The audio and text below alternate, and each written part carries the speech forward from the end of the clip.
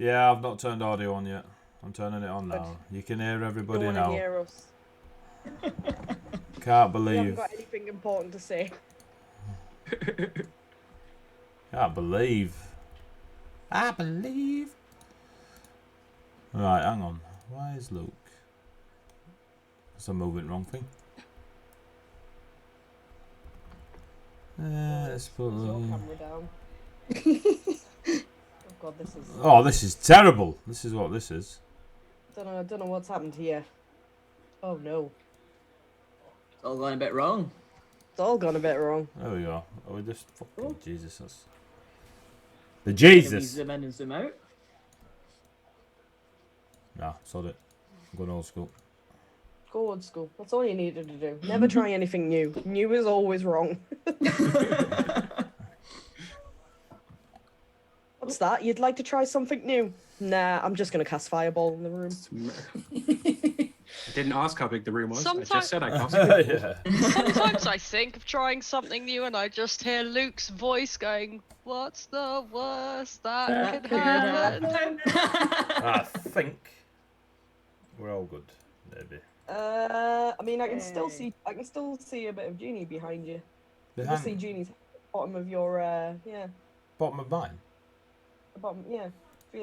If anyone else is looking at the Yeah, you Panel right weirdly now. have like You a can- little bit of... little bit of Genie. That's a bit of you, Jade, not a bit of Genie.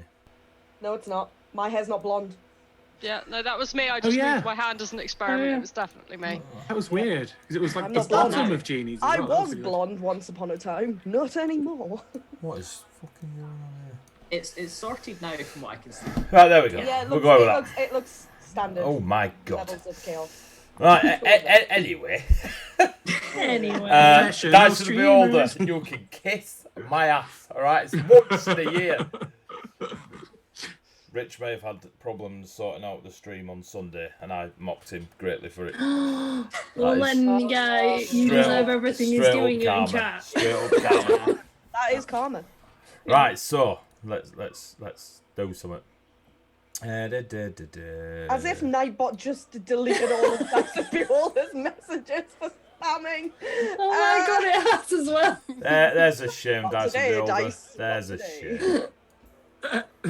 What you get for spamming? So, Jeez. right, welcome to Heavyweight Gaming.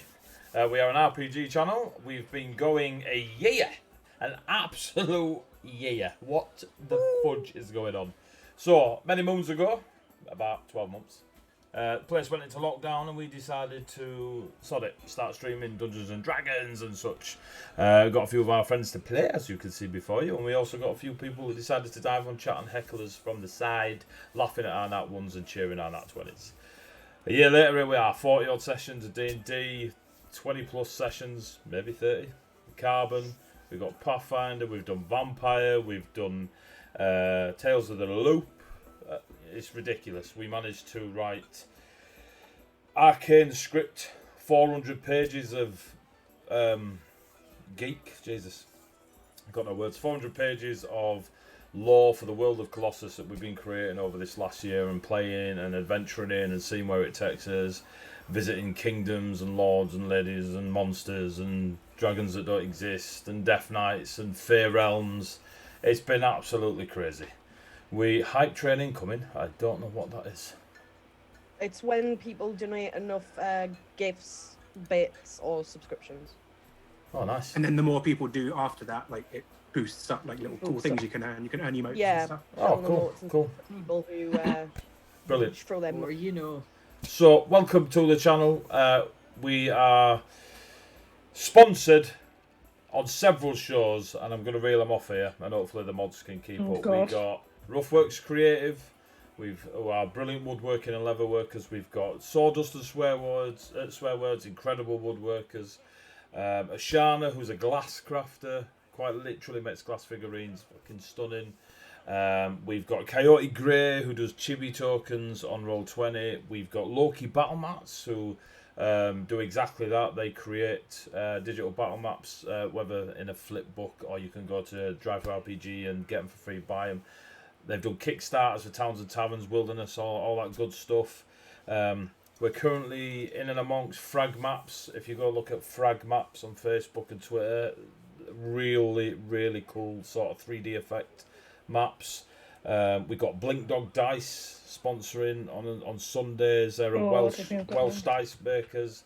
You know, they're not dice that make Welsh. I don't know how that sounded, but they're really cool. We've got Bardic Inspiration that are just players, confidants, advisors, friends. Bunch of Cool. assholes. Assholes. What assholes they are. But the incredible kit coming out of there. Where we've done some work with Thornless Rose. If you don't know Thornless Rose, you are looking in the wrong places. Go check out Thornless Rose. I've pre-ordered my custom dice, so we're going to see how they come. I can't wait for that. Who else have we had honours throughout the year? Lissy. Oh, Lissy. Lily, Lily Tuft, is it? On Twitter. Yeah. I'll find her. Lissy, as you can see the artwork rotating through on the slideshow, she's done all the headshots for the film Among Titans. An incredible artist. We didn't get any art off her for these couple of sessions, but if you go check out Dommy, she's really cool. We've had guest appearances from Mr. Valentine himself, playing Tales of Wonder. We had Sasha from, is it Nyx Rises? Nyx Rises. YouTube channel, playing Ozra. Big love to AJ. Oh yeah, we've got Leo from. Has Leo got a specific art? It's Kruv. Kruv, At yeah. KROOV. Yep. On Leo everywhere. played Orion, the 7-foot bimbo demon, himbo demon. Himbo demon. That was pretty cool. Big love to AJ and Finn. Finn. Finn. Finn. Finn. It's alright. They can slap me later. Finn and AJ, who played Dale, Finn and Griff back in the day, started off with this. It's been absolutely crazy. We also managed to get a few of the artists together and a lot of geeky writers to create Tasha's Heavier Crockpot of Bits and Bobs, which is 81 pages of subclasses, spells, artwork, everything TTRPG a player wants. Find it here for $9.99 on DM's Guild. I think we're at 200 copies sold, give or take. Ridiculous. Like, absolutely ridiculous. So proud of it. So proud of the people that contributed. We, what else we got? We've got plans to create more source books for the world of Colossus. That's going to be a ridiculous thing. Arcane himself is a bit of a legend, and what to me and him have achieved behind closed doors, you will never know unless you tune into our OnlyFans. But he's got a small project that he's about to unleash called the Traders Compendium, I think it's called. So keep an eye out for that on Twitter. There you go. He's in the chat now. Yep. He's got plans for that. It's super, super cool ideas around the professions of D&D and using them more. That's really cool. What else can I waffle on? We use Sunscape and all that stuff. We're not sponsored. We've used Incarnate and created maps about the world of Colossus. Oh, man. Jesus Christ. There's so much that we've done over this last year that it's overwhelming every time I think about what we've got going on, what we've got planned, and all it is getting us together, telling stories, rolling dice. Never mind your 48-hour stream. Oh, we did a 48-hour stream. 49. We did a 49-hour stream. Yeah, it was 49 and a half, I think, at that point. They just won't kill the last boss. And we raised $2,500 for Mermaids, Mind, and Rainbow Trust, was it? Yep. Or was it just Rainbow? Rainbow Trust. Incredible charities. Go check them out. They cover all aspects of a lot of things dear to a lot of us and my friends and such like that. So go check them out. They're amazing. This year we plan to do a charity, and we're going to run one of the Dungeons and Dragons 5th Ed modules in one sitting. So we will start and finish it in one sitting. Good luck to whoever the fuck is playing that one. So yeah, so it may be 5 hours, it may be 55 hours. We shall see. Here's our 72-hour stream. As in. So yeah, brilliant. It's just been crazy. But what we're going to do this week is we're going to get the parties together and the dungeon masters probably me for most of them. And we're going to do a Q&A where the players get to ask each other questions, they get to ask me questions, I get to ask them questions. You lot that have followed us throughout all sorts of adventuring, whether it be, watching us play games or just interacting with us outside of the games, you can throw questions in that you want to ask myself or the players. And we're doing the same all week. So on Thursday we'll get the Carbon 2185 lot together. I don't think we've got enough Pathfinder in to do a Pathfinder one, but we'll go with the flow. And Sunday the Dice of the Holder are going to do one for theirs because they've been playing over a year and they came onto the channel midway, and they've grown their little community that follows them through us and us through them, and it's really cool. So yeah, if you're interested in asking us all what we're getting up to throughout the week, just tune in on those nights. But tonight we have the Fables Among Titans crew. You know them as Xandria, Kesfion, Genie, Sapphire, and Ruby. Do you want to try that one again, AD? 'Cause What did I say? Not Genie. Genie and Ruby. Genie, Ruby, and Sapphire were the last three you said. Right. All right. So let's try that again. It's You- a good you thing know we've got them. all those sponsors. Yeah, I know. Had all those sponsors. You know them as Harry, Xandria, Kesfion, Ruby, and Sapphire. There we go. I know them as fucking. You can see the names on the screen. So basically, all we're going to do is talk bollocks, ask questions. If you guys in the chat either want to just spam chat with questions or send them to me via Facebook or whatever, if you are able to DM any of us in any form, go for it. Hype train going off all over the place. I received a level 1 hype train amount. Nice. I'll take that. I don't know what that Better is. than the trauma train, which is what we'd usually be on this time on Tuesday. Yeah. You're not So wrong. what? So I'm going to go with the first question because we had a few sent in by one of the players. We're going to keep everything anonymous, so it's all spooky like. This is to everyone. What has been the biggest twist or most surprising response from you as a player / GM so far in the game? And we will literally go on the screen. So we'll start on Sean, and I'll answer last. So Sean. Oh, I think I'm probably going to go for the more subtle ones. Like, I really obviously liked the reveal of Soul Taker. That was a big one for me because it was great as well, seeing everyone else's faces as she was being described and stuff. And Sapphire saying, "Oh yeah, my sister's Soul Taker," and everyone going, "I'm sorry, what?" It was fun, but also the little boy that died in the town coming back into the Nope. story. No, no. Oh, No, Gavin. that- No. I love when stuff comes back like that, and oh my god, that was horrible. Poor Gavin. Okay, fair enough. Genie? Not Ruby. How did I get to the wall? A mystery that will remain forevermore. Yeah. Long after the campaign That's the only thing. I mean, I came in, I think, about halfway through the campaign, so a lot of the things that had been building up for some of the other players, that other people were surprised by, both I and my character are like, alright, is that significant? Like, is that a name? Like, people keep talking about Tails. Should I know who that is? No. But yeah, so the big surprise that Ruby's had so far is that she can't physically have gotten where she got by the route she took. It's good, isn't it? Luke? Switch, the whole dragon thing.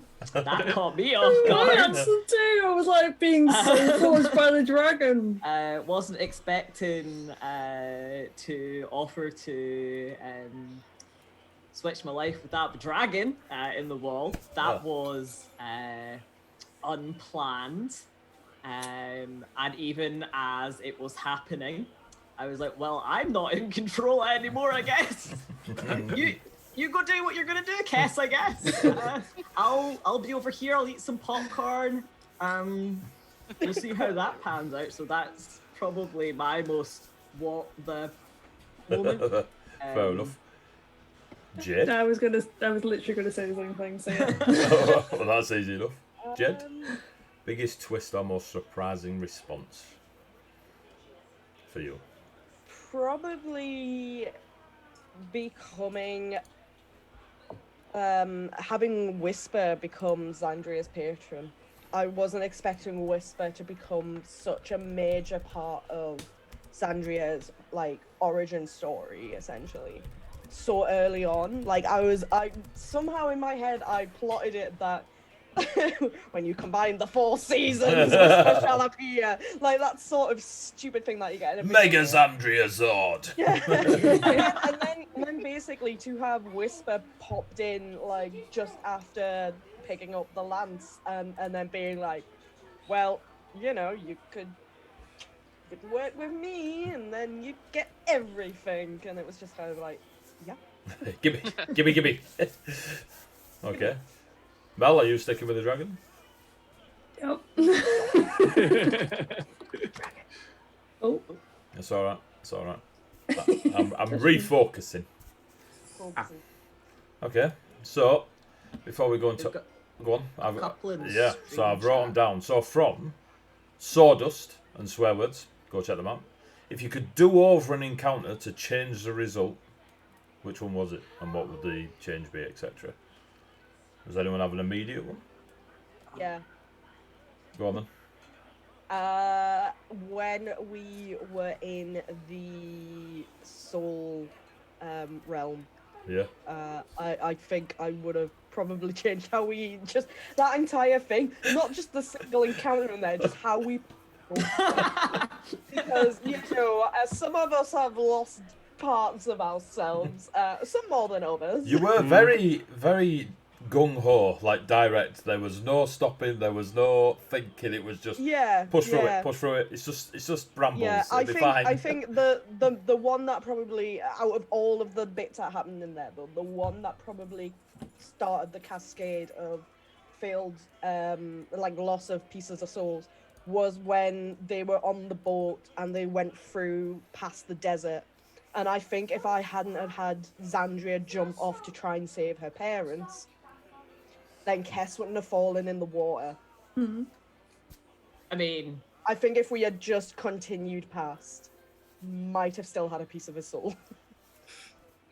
he still got a piece of his soul. You got One. You got I mean, the other 2 One parts out are of 3. dragon. Oh yeah, no, you've got dragon. But you still got a bit of it. Still got a Thank you bit. very But much. I think if the initial reaction, which, in all honesty, I don't think now that after we did it and I thought back on it, I kind of feel like Xandria's reaction wouldn't have been that, because Kess's would have been though. Kess's would have Like been that bit of soul was gone regardless. I'm writing that off as a bad day. grabbing a hold of Kess like no.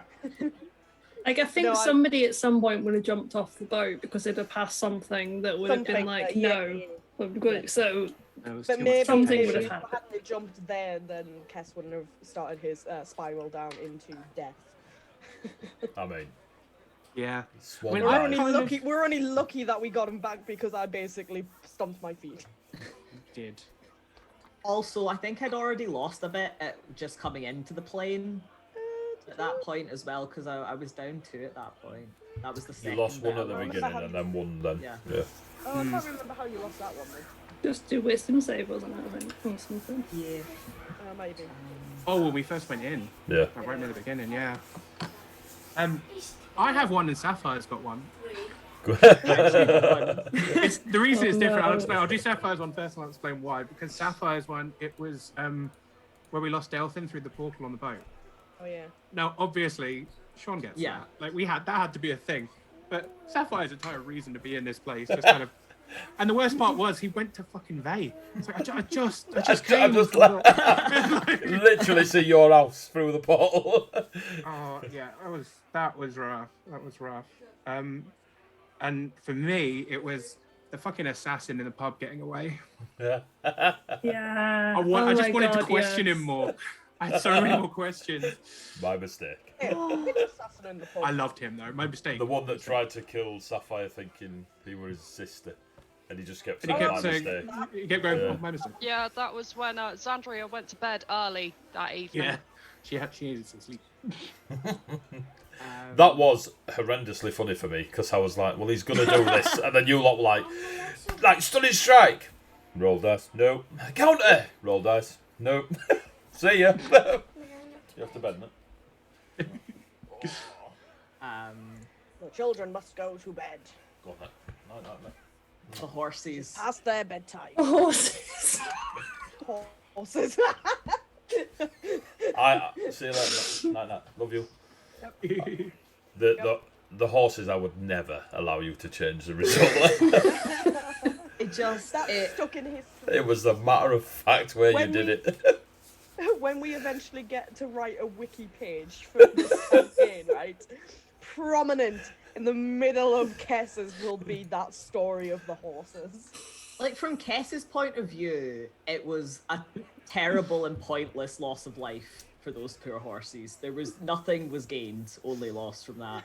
For mine, I just hate getting slagged for these fucking horses when I did my best. I mean, you were dropping every fighter ability you had, mate, like, to keep these horses alive.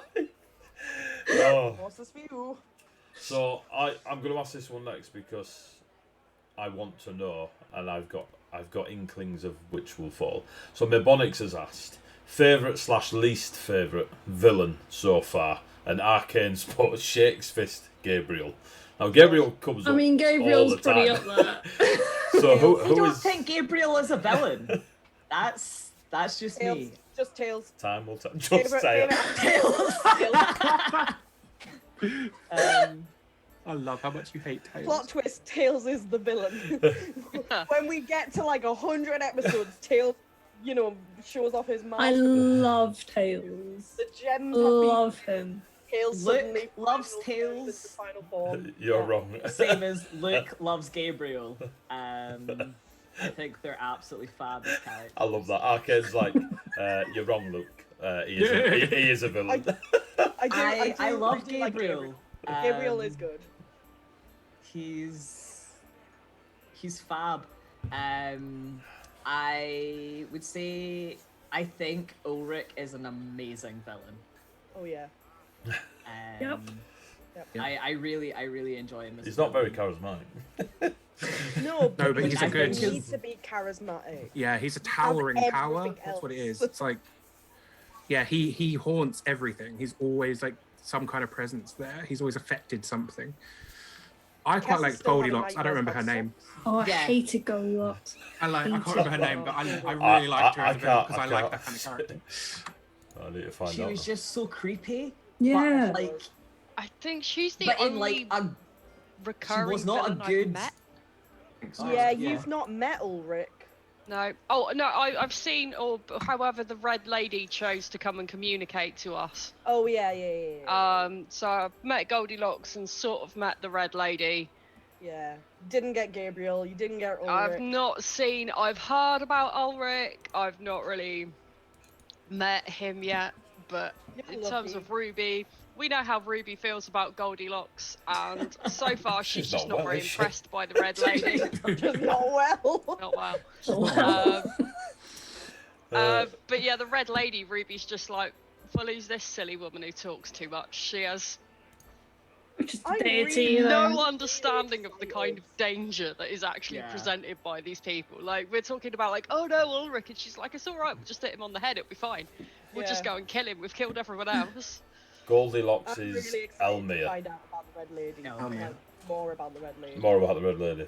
Yeah. Yeah, I'm excited for that proper confrontation where stuff starts. let's fight God. Today, it's Xandria. Like, Sorry, Oh, Jesus, my God. we're kicking your dad in. Yeah, Elmir is Goldilocks. Arkin did have another question. It was favourite monster encounter. I suppose. I'm fighty- going to fighting play encounter. fast and loose with monster and encounter because it's the salamanders. They are the best monsters I've encountered. Geckos.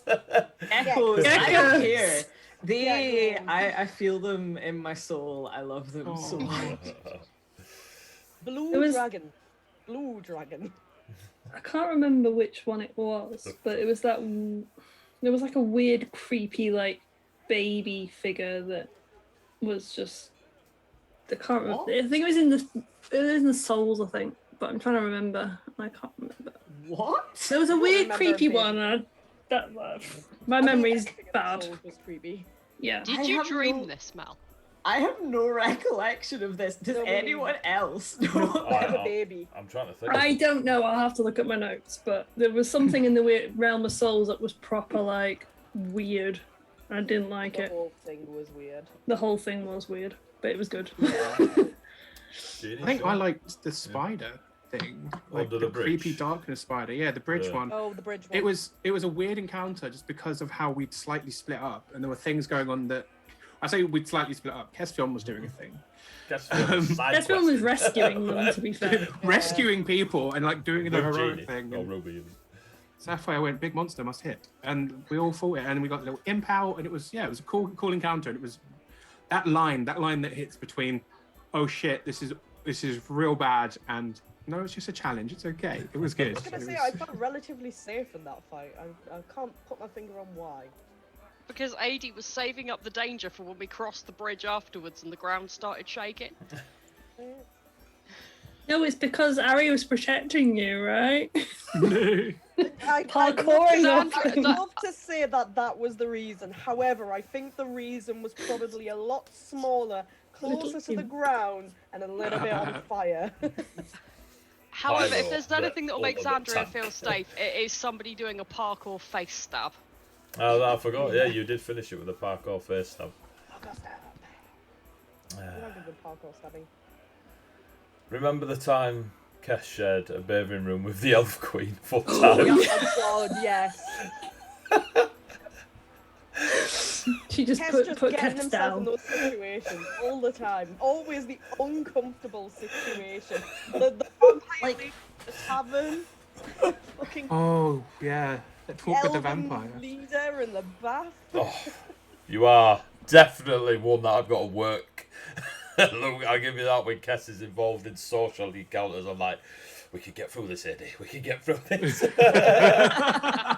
Luke is gonna shut me Is down. Is that why you created a blacksmith who all but grabbed Kes by his shirt and went, "Use your words"?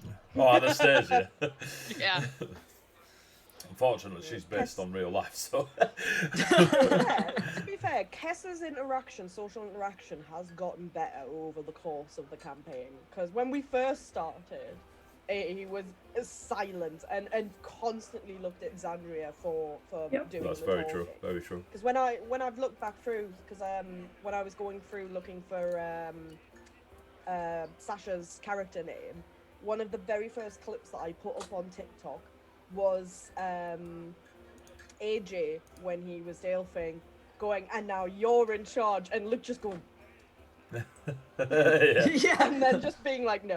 Come again. AJ was very good at doing that as well, Yeah. making Caspian go in charge. Like, no, Yeah. you're in charge now. Yeah, you are the frontline fighter, therefore you should be in charge, giving the orders, and Kess just being like, My favourite moment to like kind of point out to Kes that he's more than he assumes he is was when it was Old Oak, and he was like, "Oh, I don't lead. I'm not a leader. All right, so we're in a fight. Where are you?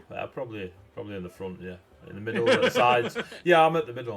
Are you running in first? Oh yeah, I'm running in first. Yeah, you're leading me. Old Oak, when Old Oak at the bloody when he was the oh my god, my Ambassador. words. When he came to represent the Fae, basically. Or the and he diplomatic came and he's meeting. just picking things up off the market. He's again, baby. He's the satyr, right? Yes. yeah. He's the one Old, that is old enamoured Oak with is you. in theory what we know, possibly older than the Jesuit. He calls the Jesuit Jezza. Jezza, like it's Jeremy Kyle, and used to call like the Landlord, like nicknames Lancy. like Lancy. that. Lancy. We love. So like Old Oak, Olcarion is his Okari. proper name, but Yeah. everyone just calls him Old Oak, apart from select. Look at you. This is why I do this. For you lot to remember that shit. Yeah. I only remember He the seems like Ruby, good important so- shit to Xandria. which is Anything like, else? oh, It's just noise. fuck everything Amy's else. like, they do listen. Sawdust's favourite encounter was when old Oak made Drea faceplant the tree. That was my the God, that was best. so Oh funny. man. The way is now open. Thank you, old man. I think you attacked him after that. Like you threw your dagger at him She straight did. I away. did. I threw a yeah. dagger at him. Yeah. I did. I threw a dagger. I at mean, him. would she be Drea if she didn't? It was brilliant. To be fair, Oh. to be fair, once again, character development. Drea doesn't throw daggers as often as she used to. It is unfathomable when we first started how you got where you guys are now and where I can see the way you interact and Xandria hasn't tried to attack Ruby once. No real need to attack Ruby. She kind of turned up and was just odd, but not like suspiciously dangerous. you were odd. peaceful. Not Like suspicious like Sapphire. Yeah. there was a Not moment suspicious. where one of the giant lions in the party decided to introduce themselves by staring through the crack in the door at one of the At a party. sleeping person, yeah. And the same with Ori. I was gonna say Orion. Orion. Orion. He turned up and didn't do anything merely suspicious, other than he turned up, went, "Can I buy you all a drink?" And we were like, "Yeah." Also, you were like the size of one of Orion's legs. Everyone was the size. That's not I gonna was stop close Drea. enough to his ankles. I could take it. Sapphire was threatened by Orion. Orion was too big. Wasn't fair. You're not wrong. Fucking Hellboy walking through the fair forest. I'm like, fuck's sake. Yeah, but he was wonderful. I miss Yeah. Orion. It was He's very such a good bean. gentle. So soul. yeah, huge So and good. scary and the gentlest person. Like it was great. I wanted to get to a stage, right, where where there was like, for whatever reason, Xandria couldn't like walk or was too cold or something, something to do with her health. And just the idea of Xandria just being curled up in his hair. Just like, tell me Yeah, everything. So sad it never happened. Right, I got more questions. This one's for Ruby and Sapphire. How did you come up with the characters you play? So, Jeannie first. How did you come up with Ruby? The character, sorry. Yeah, the character. Or the name.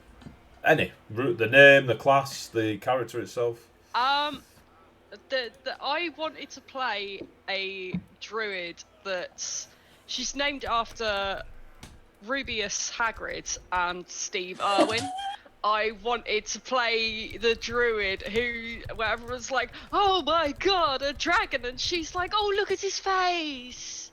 Aww, let's give him a cuddle." And everyone else is like, "No, no, no." And she's like, "Don't you dare try to shoot him. Look at his little face." They're like, "That's a dire wolf." And she's like, "He's a good boy." That's what I wanted to do. So that is why she's called Ruby. In character, she's called Ruby because her mum thought it sounded posh. Fair. So yeah, that's why I wanted to make a druid. And then Circle of the Shepherd has you don't have pre-prepped spells, but talk to animals works more like one of your languages than like a spell, so you never have to prepare it or cast it or anything Yeah, like I that. love talk to animals. Love it. It's great. So, Your favourite. I'm pumped. well, And then plants. don't let a druid, one of my favourite encounters is the look on AG's face where I said, "I'm gonna ask the trees." I can't speak with plants. It's not every day I think of a tree accent. Like, I just... We all know that all the trees and all the plants, and if we ever end up in the desert, all the cacti will all have northern accents. Definitely. Of course they will. I expect nothing less at this point. If it wasn't the case, it'd be a lie. It's always been said that if a druid's in your party and you're the DM, you need to remember that everything speaks, Yeah. whether you want it to or not. I'm gonna talk to this stone. That's it. That's What about you, Sean? I wanted to make the other players. No, Sean. No, Sean. Denied. Sorry, That's alright. That's right. completely No. missed. Okay, I'll go be ahead. quiet. It's fine. Oh, It's go fine. ahead. You wanted No, the other I'm players? No. Okay. I've got a question for you, Ruby. Essentially, when I came into the game, I was back and forth as to whether I wanted to play a barbarian or a monk. Because I like barbarian, I hadn't played it in a long time. But then I liked the idea of someone who was brought up as a barbarian, who was trained in that kind of style, but then didn't want to be that, doesn't want to be full of rage, doesn't want to be full of anger. And yeah, that's kind of where it came from. And it's the same thing, whereas I wanted to play a monk tabaxi because they go so well together. But because all the tabaxi are all lithe and agile and stuff, I wanted to play something silly. I mean, Leonin is a race now. I could have been a Leonin. The timing was beautiful. It was literally, I've started this tabaxi, but he's kind of a lion. Like Leonin comes out like a month later. I was like, oh. But yeah, I just like the idea of him going, no, I don't want to be big and smashy. I want to learn how to do things to calm my rage down and take that away from me so I have more control over it. And then AD went, so what kind of barbarian would he have been? I was like, kind of Viking style. I was like, here's a place for you. Here's Viconia. And I was like, yeah, and you probably would have gone somewhere like kind of Asian to study in a proper monastery, like. And he was like, here's they. Exactly the same. He was like, what kind of background did you have in mind for Ruby? And I was like, I kind of go like vaguely Celtic because I have the Cornish accent already, so I can like play on the like old Fables, and I have Irish friends, so I can learn like pronunciations of stuff. And he went, oh yeah, here's Toa. Yeah, we are. I was like, okay, let's change the surname to change the spelling of the surname so it matches the area. When I said it was homebrew, we've got a world. So yeah, I did. Yeah, you should have all received quantities of wording to help you with your characters. I don't remember how me and Luke ended up with like Kess and Xandria. I'm not entirely sure how that came to be. Didn't you just kind of like have a group chat between the two of you and we're just asking each other in character questions and stuff? Or was it just Jade, the actual like, can you turn your mic up a smidge? I think you're quite loud. I think Excuse me, turn my mic up. Are you certain you want me to It's turn the my first mic time up? ever someone has told Jade to be louder. Yeah. If I'm any louder, right, the missus We'll who I'm turn pretty her sure down. is still watching while she is playing Valorant will smash through my door and tell me to Weird plug there. I think that from what I can remember, we both wanted to play Fae races. And basically I had dropped a message along to AD being like, hey, I want to do this kind of weird thing. What do you think? I'll just get on the homebrew. Let me bring up the whole... Yeah.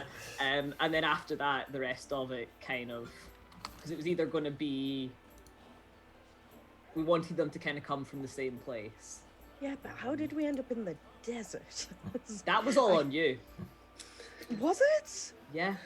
With Jade's memory, you can blame her and it's fine. No, you'd I already honestly put don't forward as Andrea Summerbreeze, and then I'd because you were one of the first people to finish your character sheet, and then I mean, that I'd kind of doesn't gone, surprise hey, me. what do you think about doing this if AD lets me play with this dumb shit? And AD was like, yeah, I love that dumb shit. And I was like, yeah. I think I vaguely remember because I'd said I wanted to play a Warlock of Summer, and I think AD put us in. I suggested, because you were fair and wanted summer, the summer fair realm is in the desert, so it just made sense. Yeah, I think that's how we ended up in the desert in Surround. Yeah, it was because off back I of don't my specifically saying, oh yeah, we're desert folk, and I think we worked from there with. Yeah, you integrated that in. Yeah. I got a question for Mel. Are you going to answer how you picked Harry?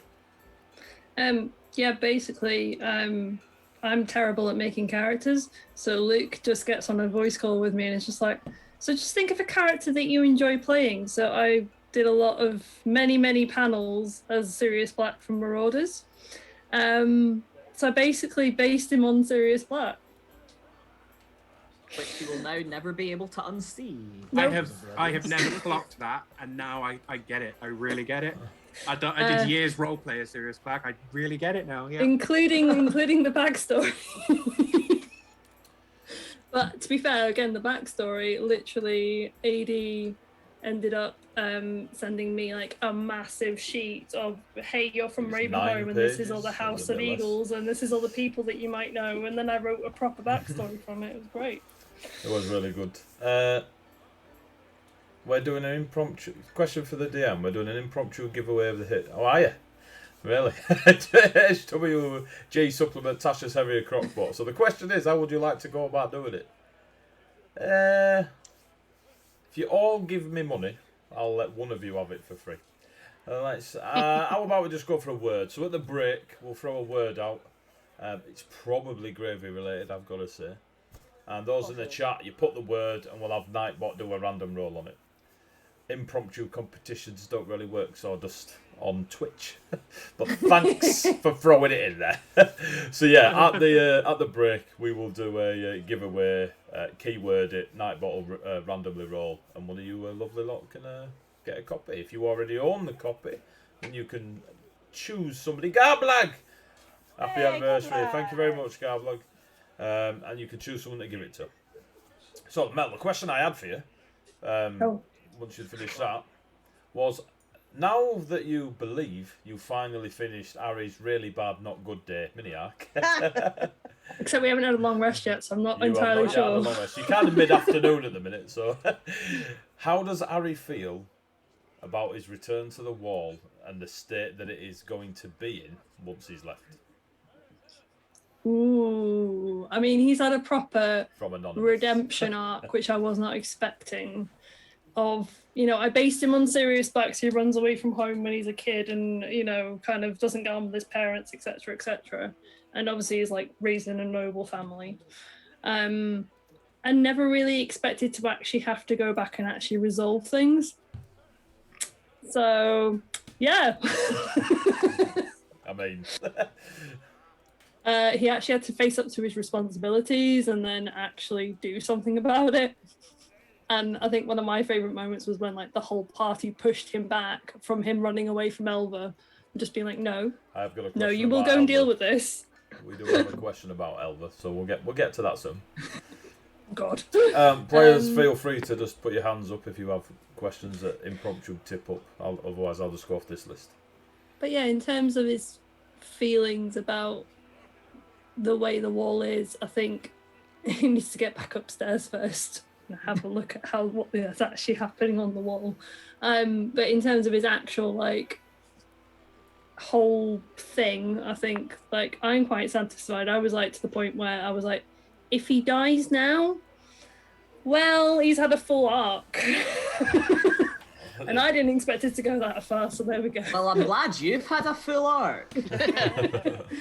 Somebody needs to go through a door yet. To be fair, you all did choose Ari's back garden to play, so I was like, Yeah, that's true. One of the things that I'm really still intrigued to figure out is right back at the beginning when we were talking to the gnome seer, whose name escapes me, and she gave everyone their little nicknames, so Tsunami for Kess and so on and so forth. and you didn't Never speak got to her. Xandria's, and I'm still intrigued to find out what Xandria's was, You didn't speak to her. because it's did still you? never been said. You didn't speak to her. That's why.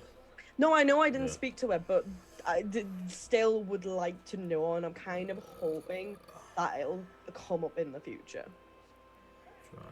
Because all of the names that Xandria gets called are things that she's well aware of. So some of The them Herald is and stuff like this. Yeah. the Herald, stuff like that. She's well aware of all of those. They all make sense. But at the very start, obviously, when Kess got given Tsunami, and he's still not entirely sure, but he was like, what? Harry's really easy eagle, kind of made sense, but yeah. I can't There's find a the name few now. things. I can't find the name. We'll have to dig it out. But yeah. There's a question for me. Without giving away what, has there been a moment where the party missed a really big plot hook which you've been building up to for a while? Every session. Diverge from the plan. Mm-hmm. The one where I thought, and again, it's because it's Kess. It's always was Kess. the first time Kess spoke to Alba, the vampire, the Desert Rose, Oh yeah. and she had the horn of the Yamar on her hip, and fucking, you were just like, nope, no talkie, No talking. Wall. Don't talk to strangers. Wall. She was creepy. But that was in my head. I was like, oh, start interacting, they'll find out, and then we'll have Adarnis, and that'll happen. I thought that would happen sooner, which is obviously something that you already know and have achieved. One that you probably don't know. It's shit to say yes, but I can't say. But there is at least 2 where you went left instead of going right. But that doesn't necessarily mean those really big plot hooks have gone. It just means that you've not. I suspect one of them would have been when we would have gone to like the Warforged area rather than going into the wall or into the forest. That is one, and the other one is Gabriel and Akiku. Yeah, with the ship, yeah. Yeah. But all that means is I got to rewrite what those 2 outcomes were because you didn't have any influence on those particular outcomes. So yeah, that would be that. Sure. How does Sapphire feel about knowing that his sister is out there somewhere on the continent? And does he have any ideas of the trouble she might have got herself into? I might take notes on this.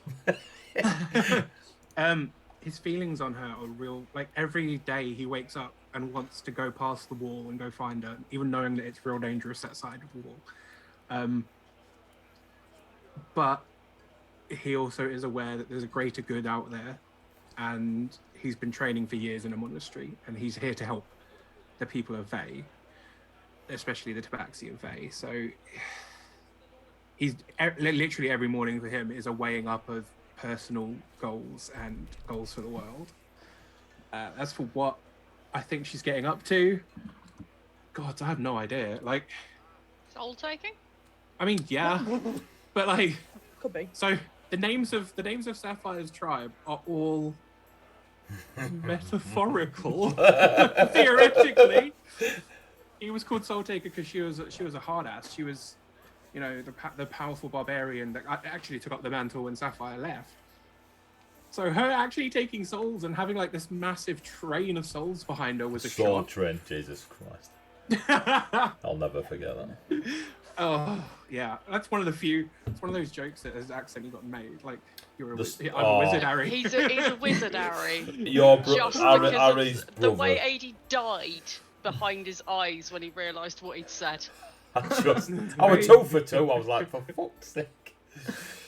So we do have a request in the chat from Sawdust and a non-Lone Ranger.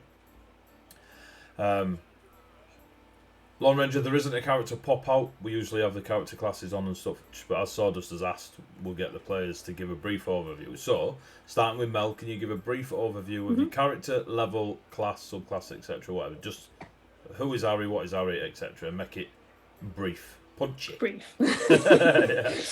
Ari is a human, mostly rogue, 1 level of bard, because that's the way he is. Swashbuckler, yeah. He likes to sleep with everything. Usually. Not even in everyone, it's in everything. Everything, everyone, you know. Like I said, he's based on Sirius Black. We've done a lot of his backstory, so most folk will know what his backstory is. And if you don't, you can go on YouTube and have a look at all the catch-up. But yeah, he is a swashbuckler rogue. Look. Me. I play Kesfion Summerbreeze, sibling to Xandria Summerbreeze, played by Jade. He is currently on the screen. He is from one of the tribes of Desert Fae in Surut, and is level 7 fighter of Monster Hunter, and I have a newly acquired level of Sorcerer, and it is of an Ivory Dragon. Ivory Dragon how bloodline. I got that. Roleplay, Mother Kipper. Roleplay. Jed? I play Xandria Summerbreeze, the sister of Caspian Summerbreeze, played by Luke. And she is a pure... Bitch. What? There is nothing else. A warlock. She's a Fey warlock of Whisper, who is the overall creator of Fae. So you have Whisper, and then Whisper created the 4 Fae lords of the seasons. And she started off as a warlock of summer, and then as the campaign happened, she may have acquired the lance of the Lance Lord, the protector of the realms of autumn, the Copper Forest. And so she now is working with both summer, autumn, and Whisper in general. And yeah, she comes from the lands of Surut, so she's very desert tribal and miserable, doesn't do jokes, hates everyone, very racist. I think we've heard the phrase "if Princess Jasmine were made out of knives." At Yeah, some if Princess point. Jasmine was made out of knives, that is what Xandria is. And she may have a small crush on a human. Genie? Genie? Visible from Um, space.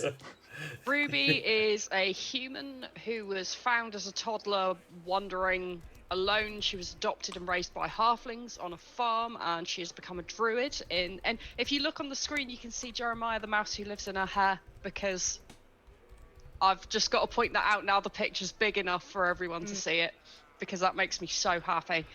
She has a mouse who lives in her hair, and she's a druid in the circle of the shepherd. Ah. Mr. Sean? So Sapphire is a white lion tabaxi. He has 1 level of I almost said bard, 1 level of barbarian, and 6 levels of monk. He is a specialist class from the You're not homebrew. 7 levels of monk. Yar. Probably that, Yeah, yeah. 'Cause seven. we Yeah. upgraded leveled up. recently. Just leveled up, yeah. We did level up recently. And yeah, he's a custom subclass of monk that comes from Vey, which is part of the homebrew world of Colossus. Way of the season cycles monk. So they have different stances that they take based on different seasons. They have different effects, and those grow as they level. It's really, really good, really interesting subclass. From Tasha's crockpot of heavier bits and bobs, which you can get in the break apparently. I'll tell you what, as you level up, there are some little tricks and tips that monks have that are just they're ridiculous. Monks are amazing. Monks, combined with some of the stuff Tabaxi can do as their natural race thing, is grim. So there was a good. point where we were trying to rescue Delphin. Well, we did rescue Delphin. And I think he moved something ridiculous, like 360 Oh yeah, you feet went in a you round. Yeah. went Noom. Because he used everything. And then one time I cast haste on you. Oh, the time you cast haste, yeah, because that doubles your movement again, and it gets disgusting. Got a question from Arcane. Where in Colossus would you want to visit next, either as these current characters or different ones? There. There. I want to go to the Towan Highlands, so It's on the way. Ruby would quite like to go and see her family again, especially after the very long, very no good, horrible day. She's feeling a bit homesick. Because I'm still relatively new, I kind of want to see all of the rest of it, and I'm quite liking the season realms as well, which I've heard a lot about the desert, and I've been to autumn, but I'd like to see the others as well. That's cool.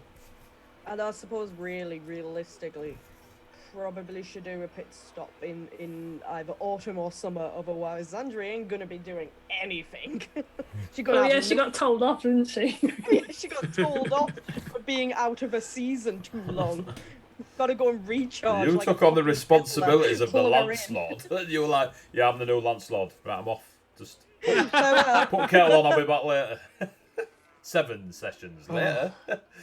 well, look, it's not my fault Ari decided he wanted to go at the mall. I want to go home. I am extraordinarily biased in that I like the idea of Vey as well, but then I quite like those kind of settings because a lot of the games I've played are very based on like European folklore. European, yeah. Yeah. So as much as I love the idea of Viconia, because Viking anything makes me really happy, especially with some of the tribes that you've created for up there.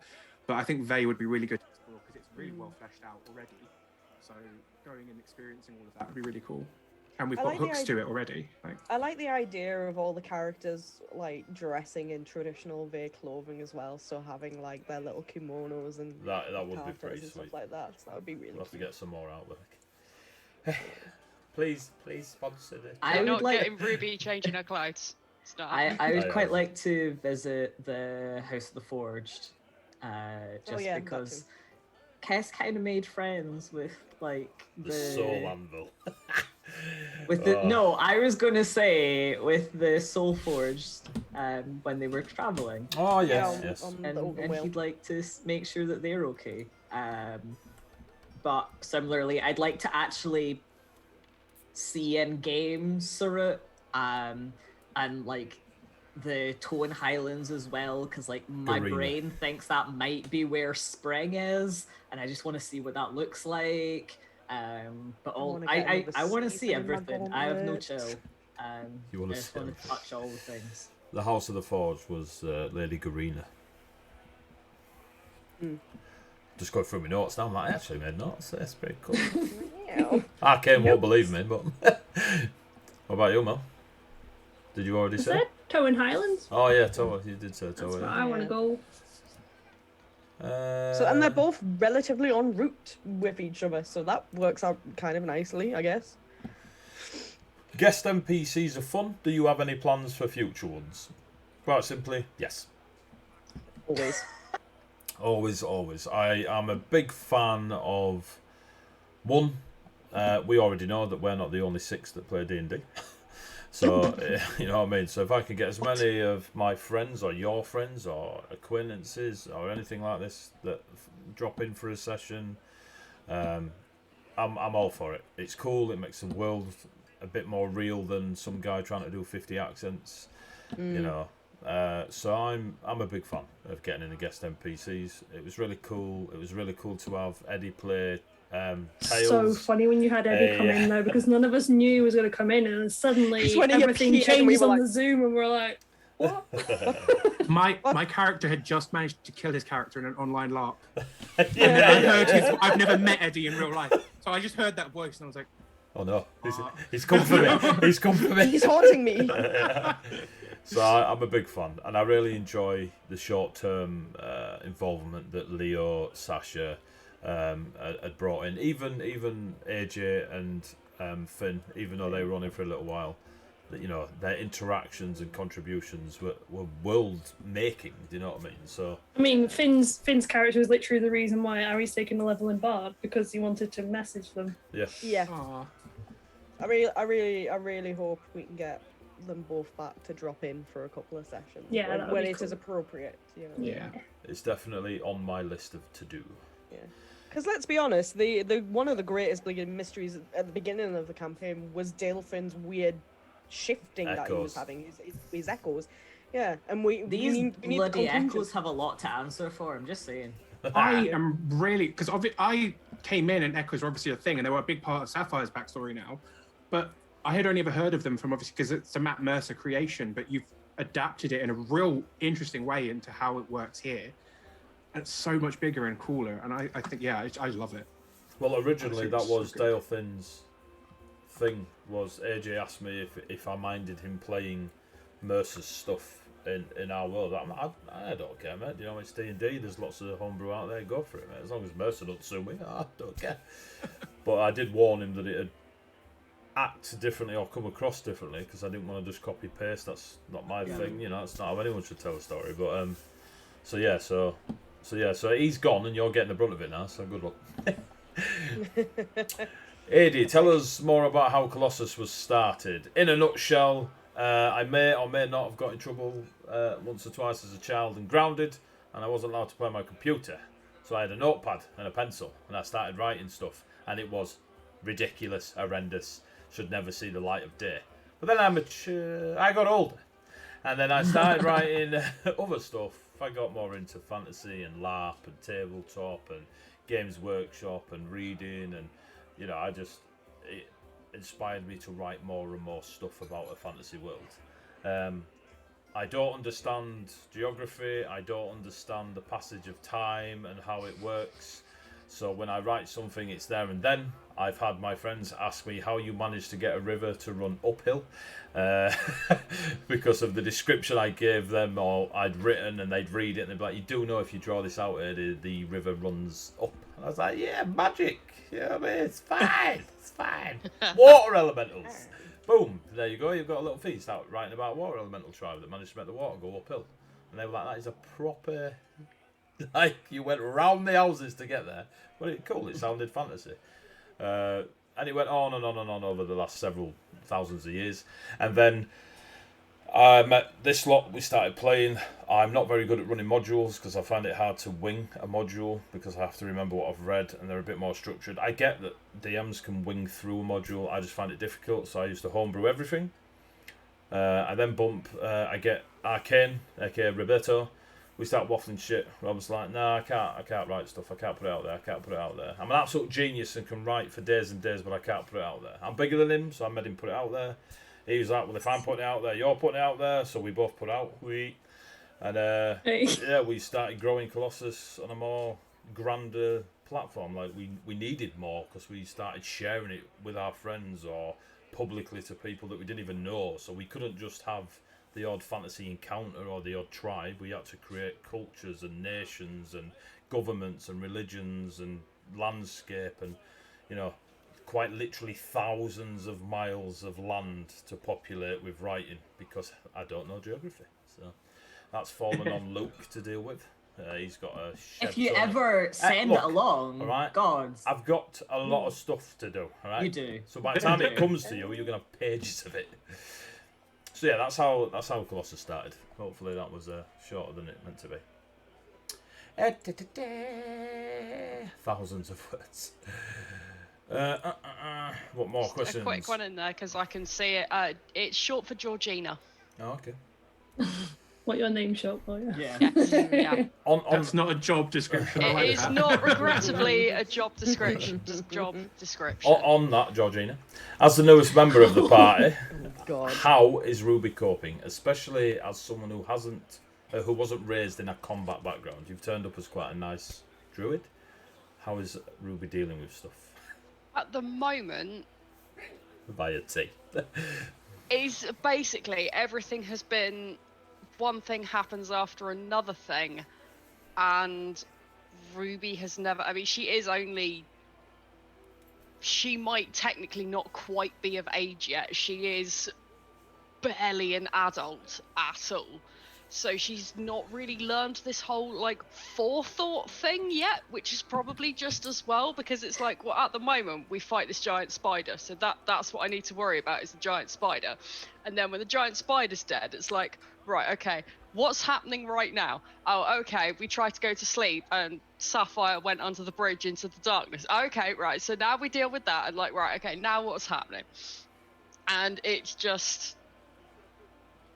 literally... try to cope with whatever is going horribly wrong in front of you right now. Usually, if in doubt, cast Healing Spirit. It's the best spell. Pretty much. Just if in doubt, cast Healing Spirit and try not to think too far ahead, because that's probably depressing, and I try to keep Ruby as optimistic as possible for as long as possible, because I like playing a cheerful character that other characters actually like, which is a rarity for me. Okay. Well answered. Yeah. Oh yeah. If I can't cast Healing Spirit, I'll put the kettle on. Job done. Awesome. Yep. I've just noticed something from a Sharadel. It's less of a question, more of a statement of straight up typical, chuffing. A Sharadel absolutely hated it when Harry didn't tell us his brother had gotten married ages ago. We were all set on hating you, and then at the end of the session, you're all, how's it been? And AD went, he remembers more or less, depending on the day. That did a number on. That is the only time I have ever cried in years of playing D&D. That is literally the only time a DM has successfully made me cry, and it wasn't even my character or my character's related shit. But I was like, oh. But you know it's good if it's Yeah. not anything to do with you and you are crying. Oh yeah. It was. I mean, I cry every week. But that's just your life at this normal. point. If you kill off Stefan, I'm coming in. I'm finding Oh. you. Throwing In hands. that now. Stefan was quite difficult and interesting to write, knowing what I was going to drop. But Yeah. it worked well, or at least I think it worked well. I just kind of went, oh, it's my brother that I know about, but the rest of the party don't know. That made the Yeah. bombshell better, is because you were so lads, like you were very old school. You know what I mean? Like you were going over there as a football hooligan with your bro. You were like, oh, bro, let's give each other a nuggie, and then that got dropped, and your reaction as Mel / Harry was it was perfect, because I knew what was coming and you were bigging it up for me. I was like, oh, this is gonna go down. Like a balloon made of lead. Like, I have 2 siblings. Like, I know how siblings act. Exactly. I'm the same with mine. We're like, and knowing I was going to drop a bit of a moment, I was like, you've kind of helped accidentally. Mabonix, is that the best bombshell you think you've dropped on them? I reckon it's up there. I reckon. Because, it's the one that definitely sticks out, and that in Geddon. Like, basically just those 3 sessions going Yeah, from it was one after going another. back into the Feywilds, the Copper Forest, and just seeing the witnessing, genocide that was Yeah. left, followed on to finding Geddon again and finding out essentially what had happened to him, and then finding out about what had happened to Stefan, a character who the majority of us didn't even know was a thing up until when we met them. I think it's a testament to Adie's writing, because it just shows you how much is going on in the world, even when you're not immediately there, and how it's affecting folk of all different levels and in all different cultures, who are kind of on that continent at this time. It's really cool, but dear God, I feel like I needed therapy after it. I decided to, like I say, challenge myself. No ego intended, but sometimes I play quite tunnel vision. When I play, I'm like, yeah, there's a world, cool. Where's my next battle map? So, but coming from the other side, I'm quite big on. Well, I like the sound of my own voice, so I wanted to create something beyond that, looking for the next battle map. Do you know what I mean? And Yeah. like dropping the scene in the Copper Forest was very, to me, quite an obvious drop.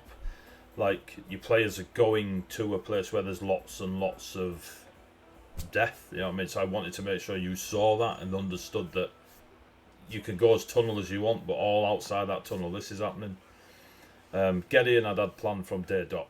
Like, as soon as he went down, like, because I left it in Harry's hands, basically. I knew He was unconscious. He couldn't save him. What so... would or wouldn't happen to Gideon, depending on Harry's decision. And you had the choice, and you chose Sapphire. So I knew from that point that that's what was going to happen, at least somewhere down the road. Assuming you obviously went that direction, otherwise Gideon would have been rocking around Ravenholm unbeknown to you lot. But Stefan took a lot of work and a lot of backwards and forwards of, shall I go forwards with this? But I trusted you lot enough to throw it at you and see how it went. So, but yeah, I do have a lot of love for Stefan. So I'm going to kill him next. That's how it goes. How do you plan for sessions, AD? I really don't. He wings it. Like all great DMs, he wings it. I have a million bullet points. I know what I want to happen in my head. I know certain big moments. For example, Stefan, that I will put pen to paper, and I get a general. I think when I used to play, when I first started DMing, I planned a lot. The more and more I've got on, I'm like that plan is basically let your players live their own little character lives and throw your bullet points at them as they go along. One for you all. I think that's what's go on. really cool, because essentially it means that even things like, because traditionally for me personally, like combat can be a little bit like not the greatest. Like I'm more of an RPer than a combater, but like your combat is different because it's so RP focused, and there's always a reason why we're in combat. You know, there's a reason at the end of it, so it makes it far more interesting. Yeah. You know what I mean? I don't want you mid-fight to go, well, I could probably do a paladin as a backup or a wizard. I want you to be like, I ain't got time to think of a backup. I need to survive. and yet you threw those worms at us. Oh, that was Every heckin' single combat. one of us had a backup plan. Oh, by the end of lightning that first serpents. session with the worms. Yeah. That It's was. always some weird serpent creature that nearly does it over and does us over. Dragons, man. And literally, I was starting the session at 1 HP and swallowed inside the thing that I know hurts me as soon as I hit it. And then you It's lit a like, fire. wow. I mean, it was a brilliant idea to bomb yourself inside the serpent. But that serpent fight, it turned out far better because of that. As soon as you're slightly off the tactic needed, it's really hard to get back on track. So you just keep pushing through, and all you got to do is look to your left and see a perfect way of dealing with it. But you'd got just off track, and then you guys just pushed down that track, and it just made it such a dangerous fight that it was. Which, you know, is exactly my playstyle. To be fair. Well, our characters are like, basically. we have a group chat, and honestly, like that week we were all just like, How? what are we doing? What are we doing? What's happening? I did like in that fight though how Kess and Ruby ended up actually communicating, Oh, it was brilliant. because I think the characters would benefit from it a lot more if we were to communicate in battle. Well, as soon as Sorry, Caspian shouted, have you? heal me, because he knew that it'd heal Ari, I was like, they've cracked it. Like, that's it. That's all they need to know. That whether they go any further with tactical stuff, as soon as that penny dropped there, that's it. You were fine. I do have a question for all of you. What role player moment have you enjoyed that didn't involve your character? All right, that's join us next week. Oh yeah, to be fair, yeah. I was trying to think of one that wasn't Stefan, but I think the Stefan scene was just having to then play a character who hadn't witnessed it right after was really hard, because Luke the player was still emotionally invested in what was going on over there, but having to deal with something that was way over there. But I think that was probably one of the coolest bits of RP and storytelling.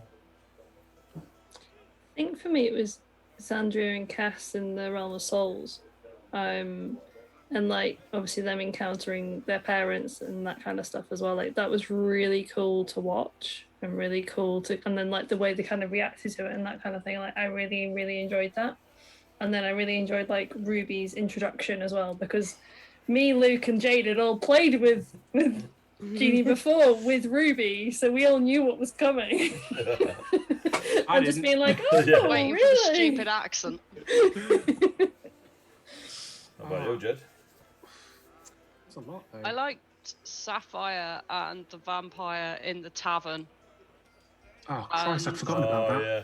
Oh yeah. Sapphire, like, kind of trying to lay on the charm, and it was just this mix of it's really cool to watch this roleplay, but also you get that little horror movie where you're like, don't tell her that. Yeah. Like you're like internally you're screaming, you're like, don't say that. But knowing that that's going to make things a lot cooler. So I remember Or a she lot said bloodier she later had and some stuff. vampire puns in there that Sapphire straight over Sapphire's head. Sean knew exactly what was going on. And she was like, oh yeah, you have to join me for a bite and things like that. And Sapphire's like, that sounds great. Yeah. It's lovely, yeah, I'm I starving. love a Subway this time of day. It's really weird as well because I generally play bards and quite charismatic characters. Sapphire's not that.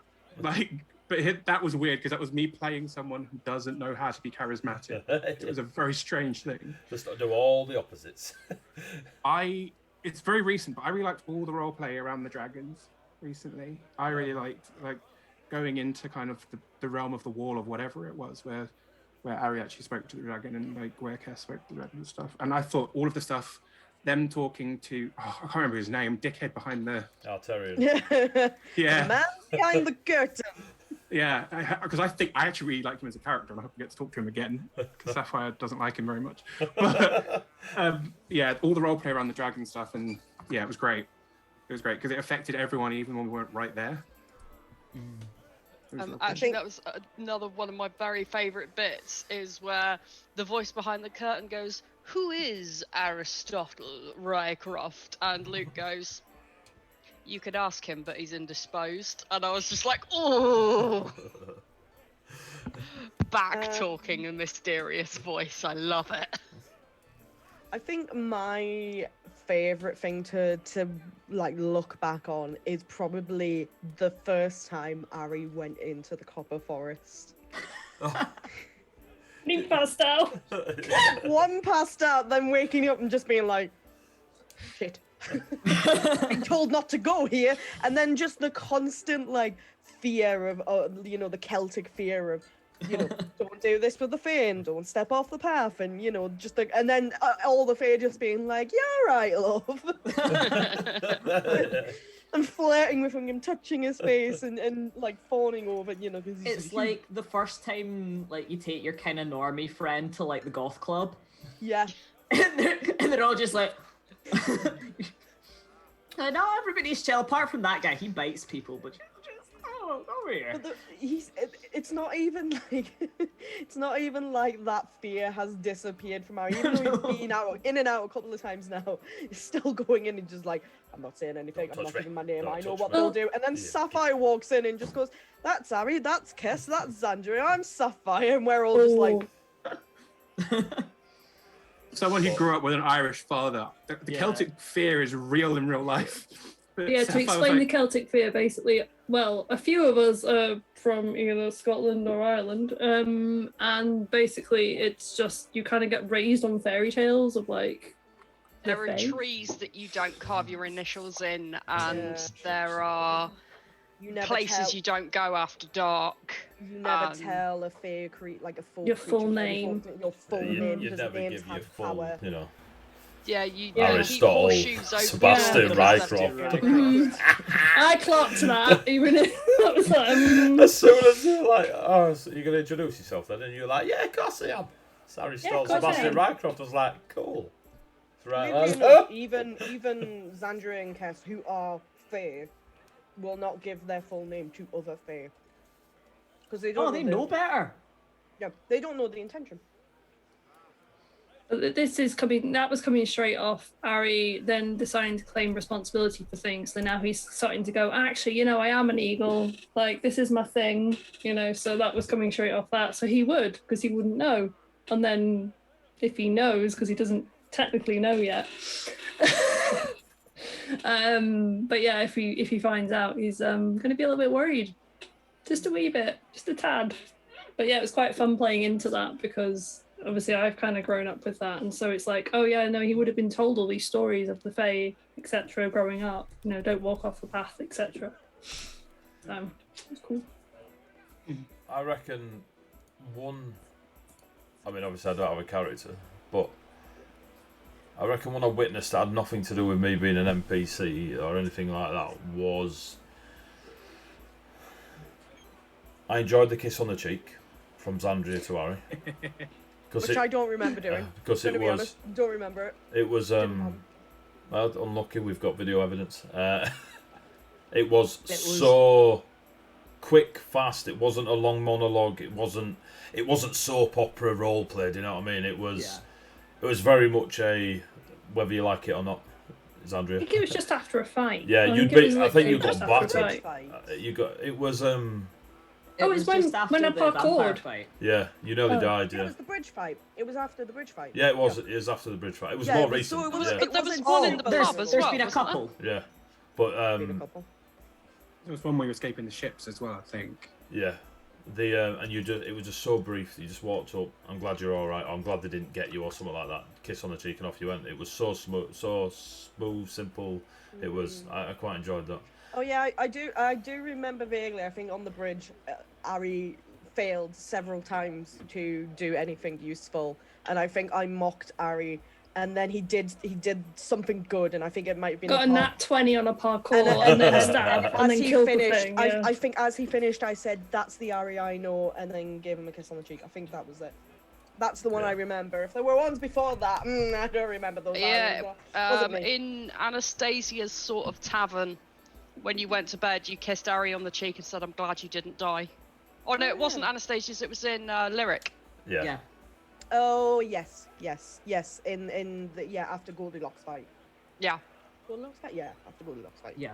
There And you a go. There's been a couple. Building. I don't know what you're talking about. I don't remember any of them. As far as I don't remember it, but it's like yeah. Xandria has never given Arya a kiss or any form of emotional Positive comfort. reinforcement. Positive reinforcement. No, she's never been nice to him. You She's never keep riding considered that. his feelings. You stick to that, it's Xandria. always a filthy human, and you're worthless, and I hate you. We're not- and we're I not wish gonna your kink shame. grandfather was What you guys dead. get- Oh, look at that, Ooh. your grandfather is dead. That was cool. Not the grandfather dying, but the The grandfather. you finding out before Ari, and then the way you Oh, yeah. the way you Yeah, spoke going to to talk to Elva and Elva. then spoke to I quite That was enjoyed really that. cool. Gave him the letter. That was really cool. Yeah, Right. that was really cool. Right, it's half past, kids. So we're gonna have a quick break. People who are watching, we're gonna have a quick break. We're gonna piss off, have a bio break, grab a drink, and we'll be back in about 10-15 minutes. Please stick around. It's really cool. I'm really enjoying listening to memories told. If you want a chance at winning Tasha's heavier crock pot bits and bobs, please just put the word crock pot. I'm going to put it in there now. So It I is- should just put it in as well. it is not case sensitive, so you don't have to do it upper, lower, etc. Just write the words crock pot. If I win it, I'll obviously roll again. It doesn't matter, Showdell. It's not case sensitive. Put that in. We'll have a roll afterwards. Nightbot will do one or two things because it's temperamental. It will put in the chat who won, or it'll just tell me. So either way, we'll have a winner in about 10-15 minutes. Please stick around. I hope you're having a laugh with us and enjoy it. I'll try and think of a few more questions for us to throw at us. We've got a couple more that I've still got on my little list. Which A couple more, I think, from chat as well that I've yeah, written down. that's so. cool. That's cool. Right, so we'll see you in our bar. Oh no, I don't have a break time one.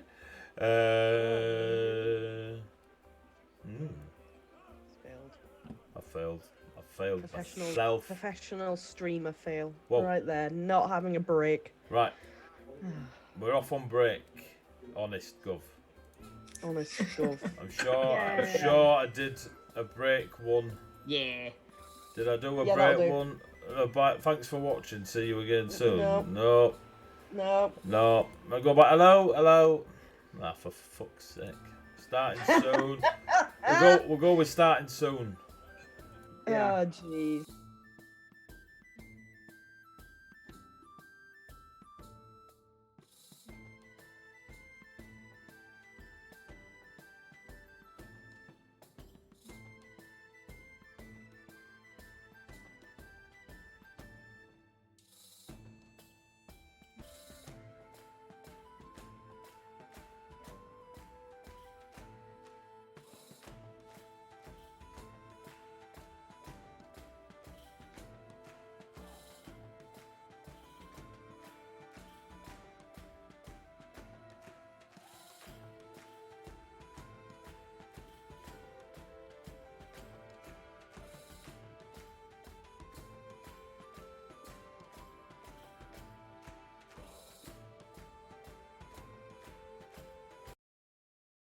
Hello, we're back. Drum roll, please. Come on, Nightbot. Come on, Nightbot. Boom. TS, my love, has won the giveaway. Is that Beth? Yeah, she's playing course it Valorant is. right now, so she will She's not even even know. playing. She will not even know. Thanks, that means I get it. Thanks. Ridiculous. X. I mean, it's not because it's literally Nightbot. Oh, that's funny. Thanks. I don't already own it, surprisingly. You don't? It's shocking. Yeah, well done, Beth. Well done, TS, my love. There she is. Oh, she must be dead if she's typing in chat. Rigged. I'm telling you, Lord Ranger, I reckon she's hacking my Nightbot. Beth can't use a computer. Don't be. I was gonna say, so I does- watched How much Beth is try it? to use a keyboard. I don't think she's hacking anything. Beth broke a keyboard on the stream. It was very funny. Yeah, she snapped her keyboard in half. Okay. Not intentionally. Right, so Accident. those that are still with us, we're doing a Q&A. We've been playing a year in this campaign, 42 sessions. You go check them all out on YouTube. The amount of sponsors we've had throughout the year, ridiculous. It's incredible that we're still going after you and we've still got people tuning in and following us on our little adventures. So what we decided to do, because this week's pretty much the year that I started throwing stuff out on the channel and YouTube, we're getting everyone together and we're just going to do Q&As. Tonight we got this lot who play our Fables Among Titans campaign in a homebrew world called Colossus. It's ridiculous. So we've got a few questions. If you want to ask questions in the chat, if you are brand new, which I believe Lone Ranger is, and I missed your follows when they happened. So thank you for following Lone Ranger, and thank you for following, if you're still around, Digging Ye. All right, thanks for the follow. If you unfollow, I completely understand. Nix, that's Oh, it's gems. Gems. Diggy That's gems. Oh, there you go. Digginix is gems. Did you, Nix? I may have Yeah, forgotten that to share the link to my Discord until just. Shocking. So if we we're getting a few more in. Dead to me. Hey, I shared it on Twitter. I did good. Ooh, that's a Facebook. good question as well. So, let me just have a quick look at the questions I have, It is and a then good we'll do. How does Sean do that? New members. I've been writing them down, by the way, the ones that come into chat. Mel. In the moment on the wall, when Ari was kissed by Elva. We're getting into good stuff now. It's after 9. Oh no. After saving her, and you had that wonderful heroic moment as all cheesy 80s action flicks had. Was there ever a moment that Ari thought of chasing after Elva instead of going towards Xandria? 100%. Woo! Right, I'm off. Good luck with that. It's been a pleasure knowing you. To be honest, that's why when you had the thing last session turning into like kind of between Xandria and Elva, it was like, well, that's quite clever. I quite like that. No, he did. That was his first love. You know, she left him by writing a letter to him. By and text. Dumped by text. yeah, Yeah, text dumped by text. Like Text dump. it was his first love. She she taught him everything about love. You know, of course he's gonna be like, oh, but then he's gonna just kind of realize and go, A hot ass fucking fairy next to you. yeah, on that one. With a lung disease. Yeah. But yeah, he was definitely considered it. What a way to ruin But that then- moment. But then was very much like, Xandria I've would just have been nearly proud. died. Yeah. I've just been like yeeted off the wall. I've just leapt off the wall because I'm an idiot. Oh, Nearly died. Yeah. I want to change one of my favourite roleplay moments to that. I don't want you on my wall. Push. Yeah, I was sitting there thinking, you keep saying dive like it was a choice. I mean, you pushed, and then I technically saved against You it did Yeah, you parkour. could've- You you did resisted. parkour round. Yeah. That was very because impressive. dexterous rogue. But then And then you dived And off then I after just you were stepped given off. the doobly-doo. Yeah. Polymorphed into an eagle. Everyone. that was If you had to choose just one thing to explore in the coming sessions, what would it be?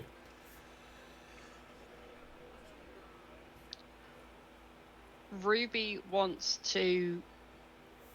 Basically, Ruby is starting to adopt Cass as her brother, whether he likes it or not. Oh, And shit. Ruby is going to give Cass some being cared for, whether he likes it or not. He's going to drink the tea, he's going to have a hug, and he's going to go to sleep. Yeah. Okay, Sean?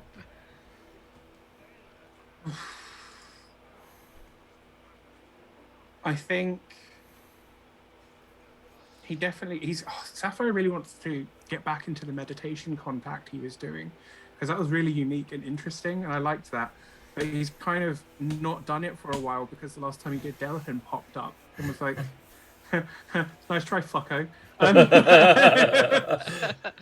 And then that one time he tried seeing his sister and it ended up hurting him and stuff. So yeah, I really quite like that. I like the spirituality of Sapphire. It's something I've not explored in a tabletop before. I'm a big fan of it myself. It's Was kind of either one of those times when we were in the camp and you got like Yeeted out of the back. That Yeah. was that was Dale. That was That was Dale Mhm. thing. that was That Dale was thing nice going. try, fucker. Look what I'm doing in May. Goodbye. Yep.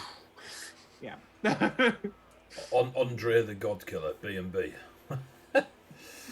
Cool. Luke? Probably go. I'm looking forward to when we go to the magic school.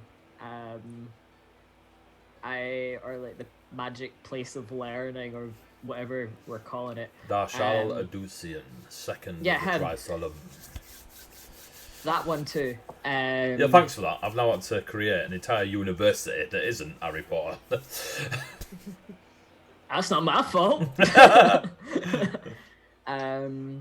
Because Kess has magic now, and he has no idea what the heck's going on with that. In fact, he's probably not actually aware that he has it yet. So that'll be an interesting thing to. That's probably one of mine, because I'm quite actually looking forward to you lot getting down there. That, and even prior to this little foray into magic user, it was a place that I was kind of interested in. Okay. I was exploring, so I'm quite looking forward to that. Jade? Xandria doesn't really have anything she wants to explore currently, because all she is now consistently thinking about is finishing the war between Ravenholm and the Copper Forest and putting that to rest.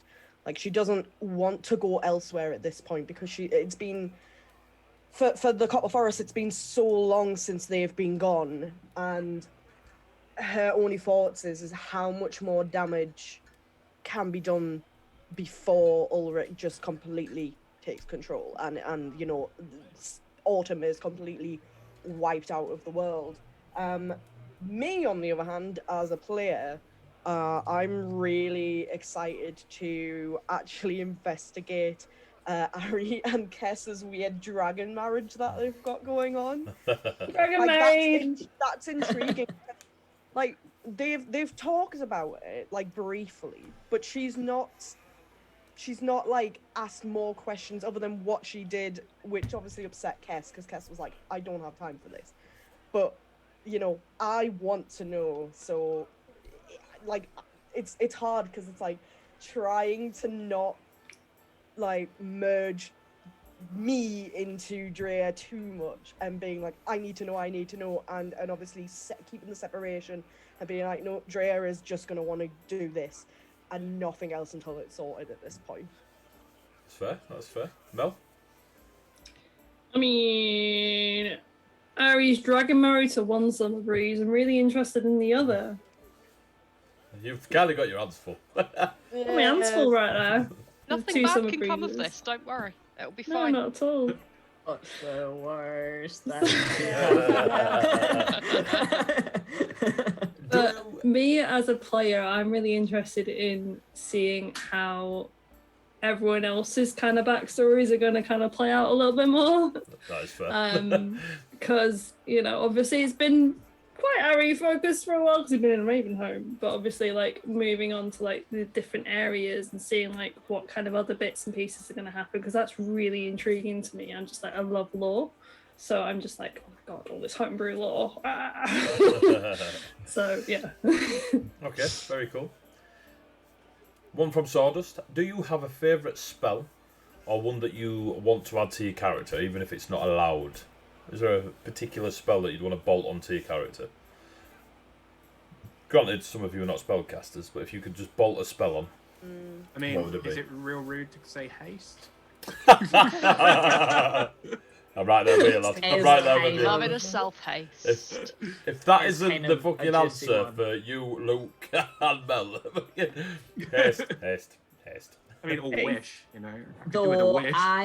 Good luck. I really wish that I could use some either healing word or healing hand or something like that. Something that would just have a bit. He's probably one of the first characters that I've played that hasn't had any kind of support utility. Yep. Which is usually the style of character that I'll play for the most part. I usually play clerics or like rogue bard combos, etc. You've always got that. So playing little just at bit. like a damn it, like DPS first and foremost is a bit weird for me. So probably a little bit of that would be nice. Fireball, Jay? I would. Do I not have? No, I don't have fireball. I was like, Blast. wait, do I have fireball? No, I don't have that one. I was gonna say similarly, like, I would really like it if Sandria had some form of healing, but that is entirely possible considering the slight hints of cleric that were dropped way back, like when we were on the Oaken Whale. I don't know what you mean. You know, the second time. So, you know, I don't want to say something, I don't want to say, yeah, I want to take, like, some Healy stuff, because that is entirely possible. But considering I have built Xandria in mind to be a warlock of all seasons, I'm constantly looking through and trying to pick spells that I think would be Flavour to the suitable season. for that season. So I have spells that encapsulate summer because they're all fire based. I have nothing yet for autumn, and I'm like trying to find spells. Like I'm assuming they would probably be like wind spells potentially. But yeah, it's like Wind so or many. earth or Naturally, I something. want to say shatter. Don't know why I want that. Bloody serenity. And I think that might hit with spring, like spring storms and stuff like that. April showers. Yeah, there's just so many. It's just trying to like get to them, and it's also really hard because Xandria only has 2 spell slots that she gets to use as warlock, and then she's got like 1 burning hands that she gets, a misty step which is part of her thing, and then a crap ton of cantrips which are great, like, you know, for doing range damage and stuff. But there's a lot. Mel? See, for me, I think that it's like I usually kind of play clerics, paladins, that kind of stuff, so I'm kind of used to like all the cleric-y spells. But I have plans for Ari. This is literally a bolt-on spell. It's not a part of your character. I Don't know, anything but like I that. have plans for Ari. But essentially, like, for me, playing a lot of clerics, I love spiritual weapon. Love it. Also, guiding bolt. Those 2 are just the best combo. I really like spiritual weapon, and I really like spiritual guardians. Just so someone can describe that personal, have that personal description of I'm a pirate cleric, therefore I've got swordfish swimming around me, you know, stuff like this. That's why I like those 2 spells. Okay. I like Go on. really dumb spells. I'm Like speak waiting to for tree. I'm waiting. I'd love to speak with plants. I'm waiting for polymorph to work. I'm waiting for someone or something to fail the roll on polymorph and get turned into a toad. Yeah. But if I could have any, I've just been flicking through some higher level spells. Tree Stride and Reverse Gravity. Reverse gravity is a beautiful spell. I mean, they do have practical applications if you're clever. I'm not. I just want to make everything float. Fair enough. I'm just imagining the party having different reactions, and who'd be going like, "Hey, this is dope! I can fly," and who would be going like, "Stop it! Stop it! Stop it!" Sapphire's the first one, Xandria's the second one, yeah? Wow.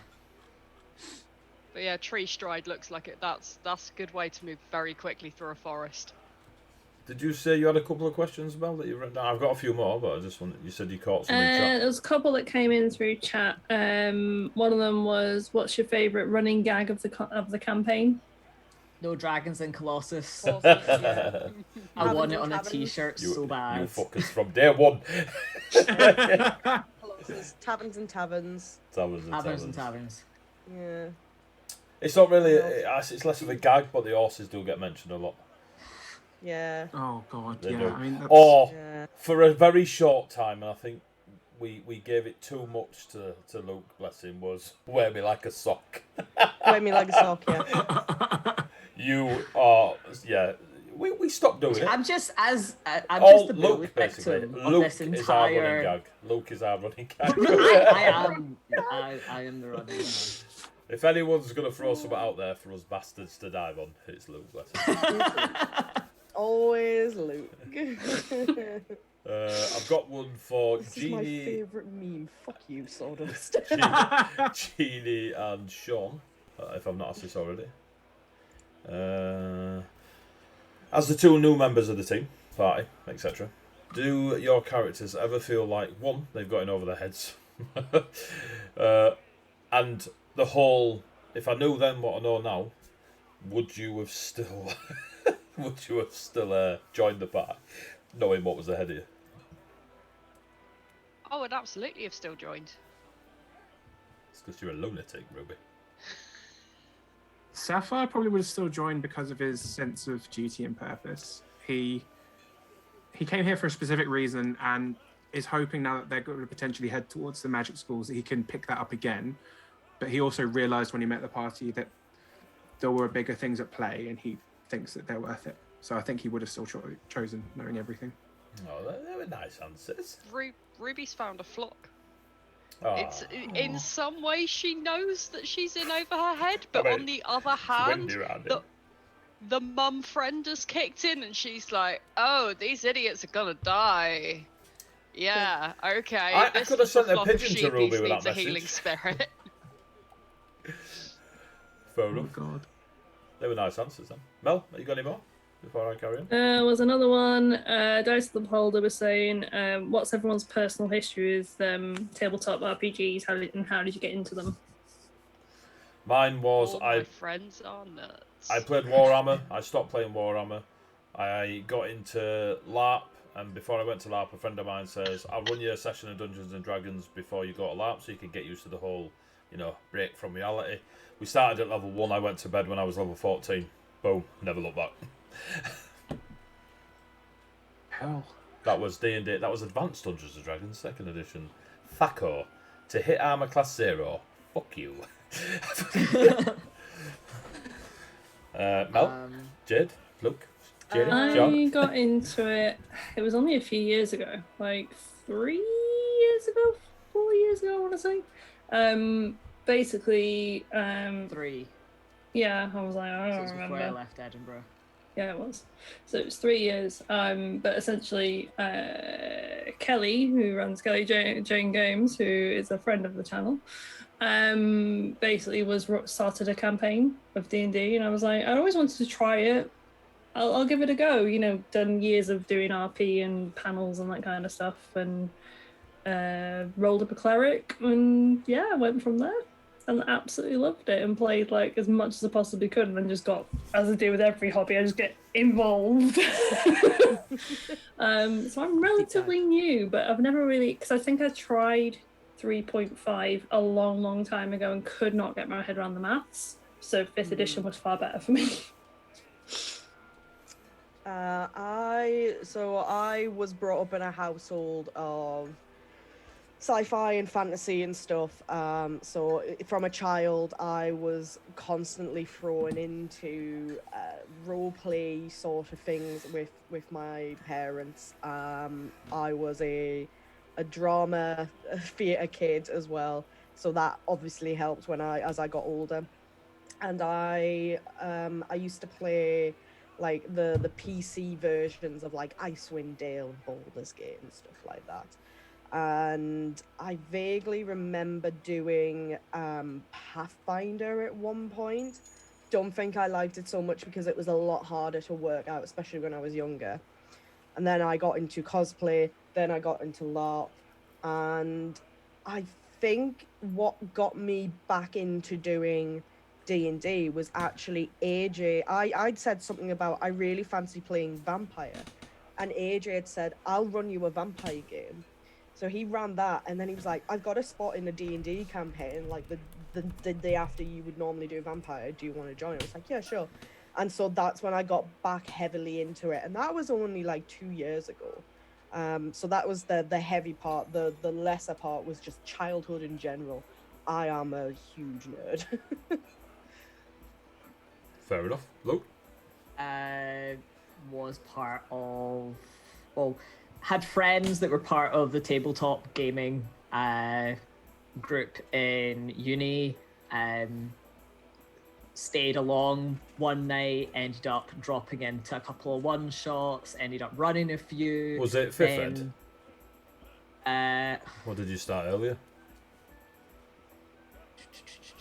There was the first one that I played was 3.5, which for anyone who has ever watched the channel will know that I have dyscalculia, so I cannot count. So it was hell on legs. 5 is definitely way more suited to how I like to play. And I think because of that, it was a lot of people who were really. It was a uni tabletop gaming society, need we say more. So eventually I kind of fell off the cart a little bit with that, just because it wasn't, the stories they were telling weren't the type of stories that I wanted to play in. No one wanted to play in the type of stories I wanted to run. So kind of fell out of it for a good few years, and then Mel and I joined in with Kelly, Rob, and a couple of other friends. Where you went? Never kind of turned back. Jeannie? So I actually used to play with my friends back when I was doing my A levels, so it's like 2005. So it was 3.5, which was still fairly new at the time, and the guy we had who used to DM basically was a massive cheat and would fudge rolls and do things like go, oh, you're a scion, and they have really bad will saves, so I've been using their magic saves instead, which put me off for a while because I was just like, well, I know it's not a game that you're supposed to win, but aren't we supposed to be able to have some kind of sense of accomplishment and be able to achieve some things? Have you played in my game?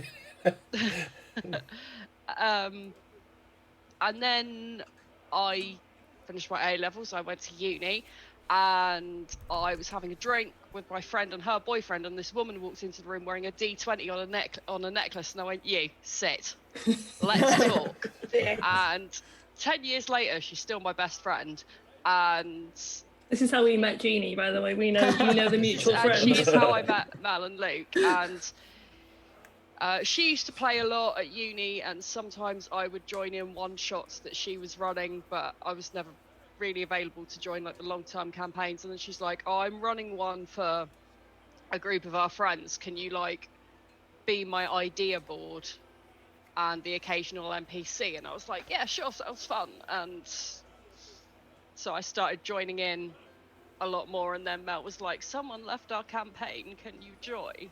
Come here, Jeannie, come here. So I was like, yeah, I've got a druid. I know a druid. Sure. For me, when I was younger, I did a lot of text-based roleplay on like Yahoo groups and message boards and things like that. So I was utterly keen on getting involved in D&D, but I never managed to. And then I started LARPing, I think about 7 or 8 years ago now. And a couple of the players there were like, do you want to get an online game together? And I was like, sure, I've never played, but I'll try. And they started me with Pathfinder. There was a lot of maths in Pathfinder.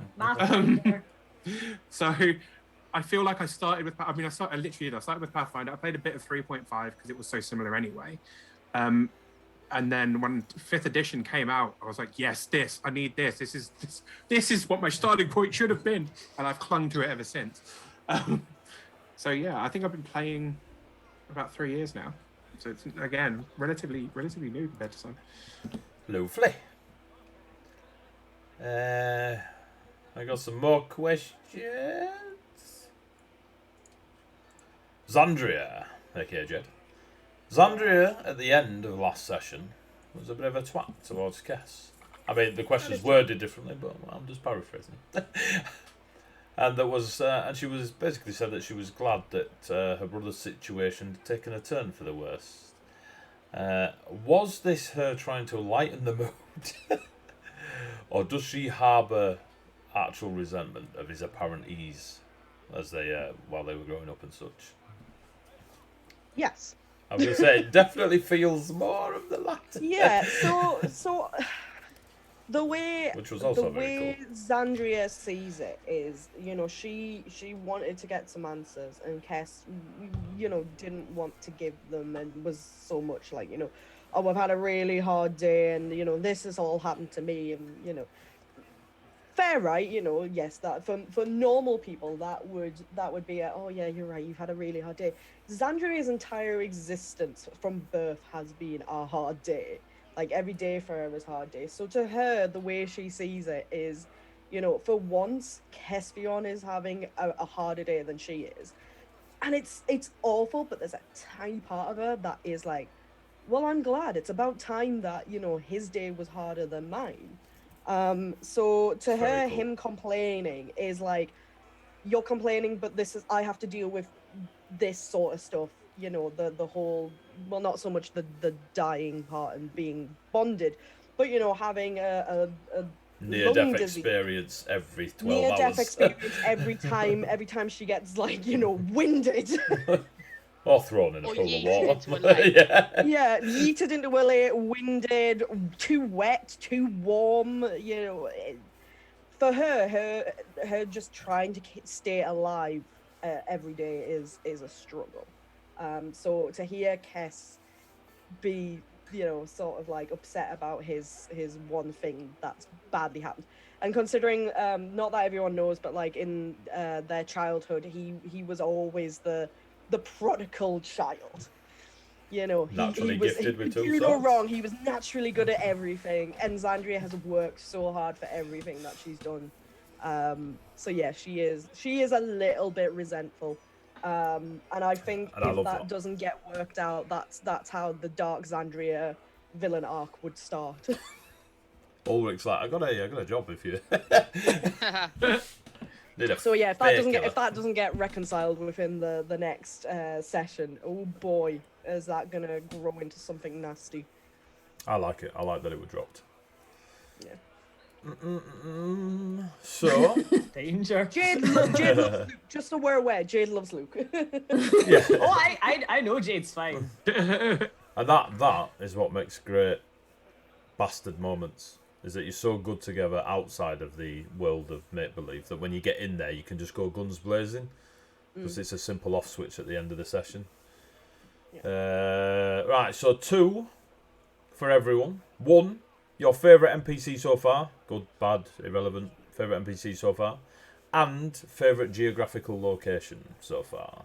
Fantasy Antonio Banderas. It's a, Fantonio. for me, it's a cross up Fantonio. between Fantonio and the scimitar.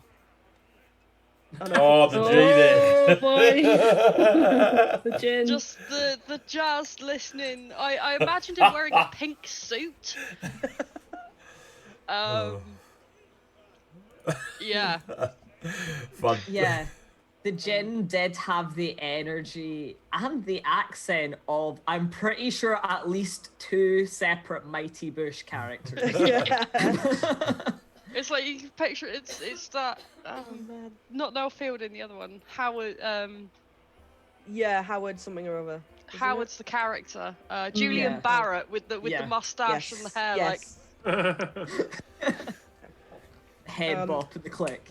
I still, good old favourite. I love Gabriel. Yeah. I think he's absolutely brilliant. Sha'al Katrub is the genie. Yeah, I keep Serious. saying, send me the spelling so I can add it to my notes, and you just go, And- yeah, I blah, blah, blah. forget. And I'm like, but write it down and send it to me. serious answer on my enjoyed- behalf would be Olcarion. It's in chat now. Ocarion, although. Yeah, Old Oak. Serious answer. It's really good. I was going to say Old Oak as well. Although I know he was there very briefly, but the assassin, I just liked the every time he's like, yeah, oh yeah, he just tried to murder me. Like Sapphire was surprisingly cool about it, but it was just him going, my mistake. Every time anyone mentioned it, it was great. I love that stuff. And I am a real big sucker for Goldilocks, just because when I played Vampire, Absolute which psychopath. Jade finally let me play not that long ago, actually, for the first time, I love Malkavians, Yeah. and Yeah. she's basically that It's in very D&D. Malkavian. She's unhinged. I enjoyed Elva and the way that like your one line that you put in the thing about okay, well she's basically his ex, and then I kind of expanded on it a little tiny bit, and then like her kind of coming back in like suddenly on the with the sashes on the horses like riding past, and it's like, oh, it's Elva, and you're like, I was not expecting that. It's when she walked up to you in the town and was like, hey, Barry. You're like, you look looking, and Mel's like, don't turn around, don't turn around. Just don't turn around. danger, hide. That actually was an incredible moment where I think it was Ari and Kes was sat in the tavern when Ulrich walked in with the 2 vampires. They're just in there. Oh yeah. And you both just sat there like, Just left. Literally just nope. And that's where he will wear me like a sock came from, Yeah. because we left town. you were out. That I am level was 3, my dude. such a cool, like, you all just sort of followed each other around but missed each other in that small outpost. It wasn't even a town, it was just a pub and a tower. Oh man, it was good times. That was good. And the other Like- was, go on, sorry. Stefan's husband.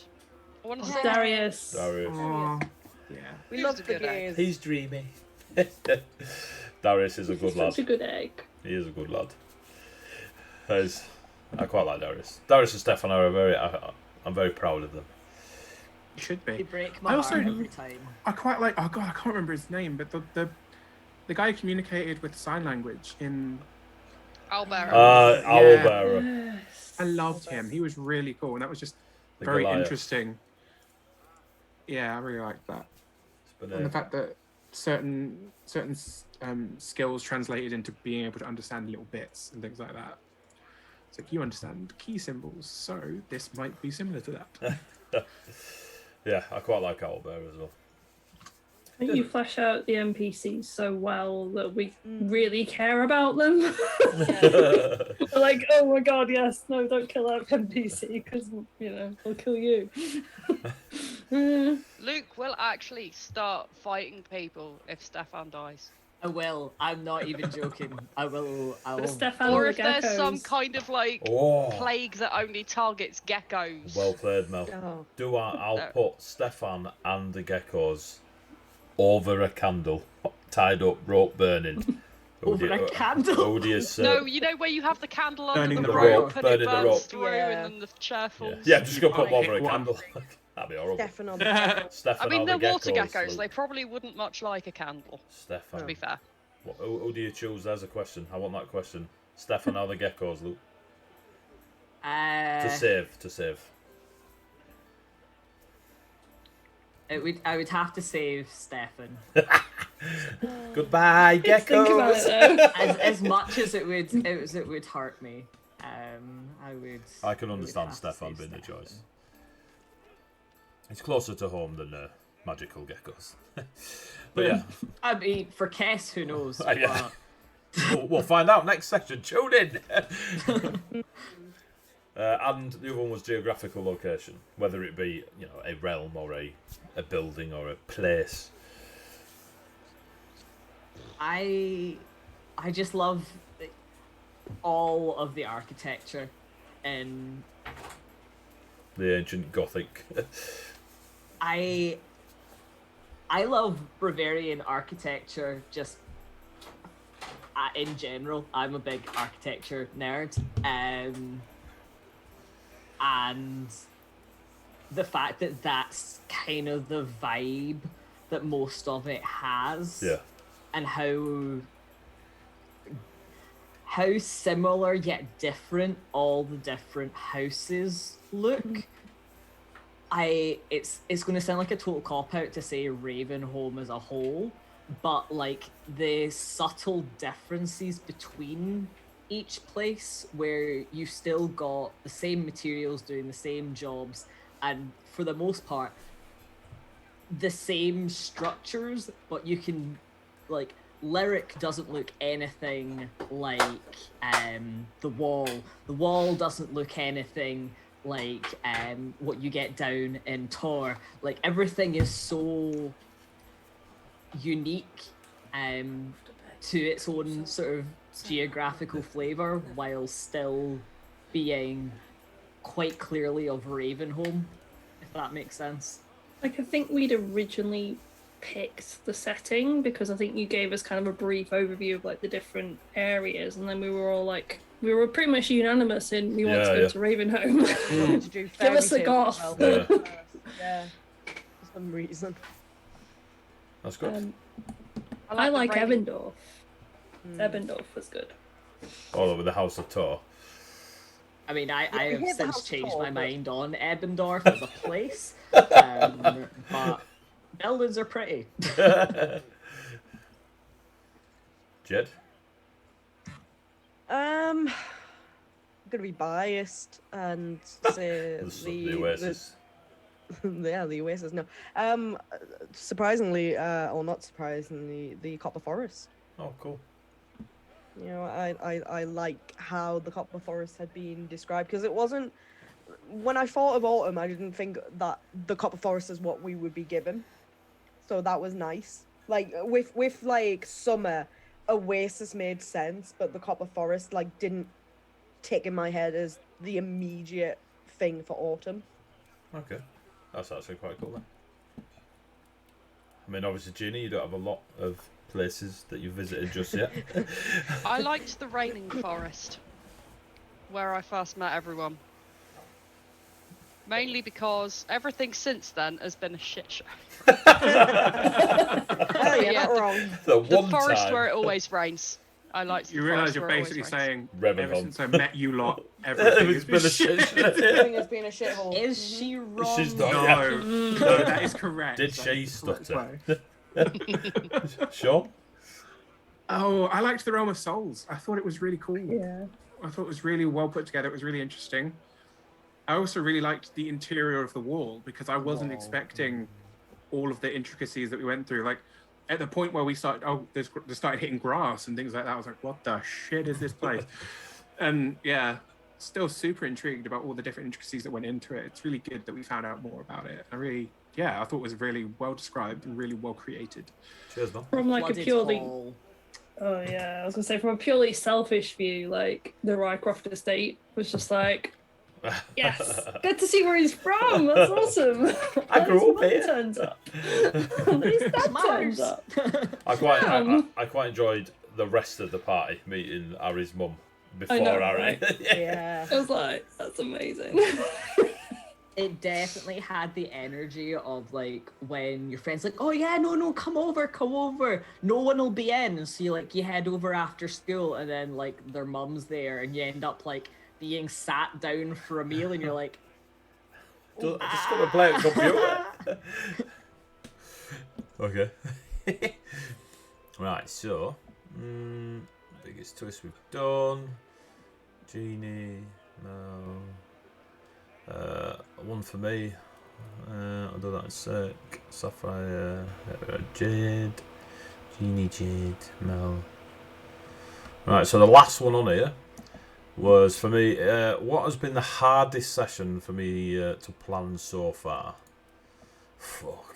Did I answer that already? No. No. No. Oh, bastards. The hardest one, I think,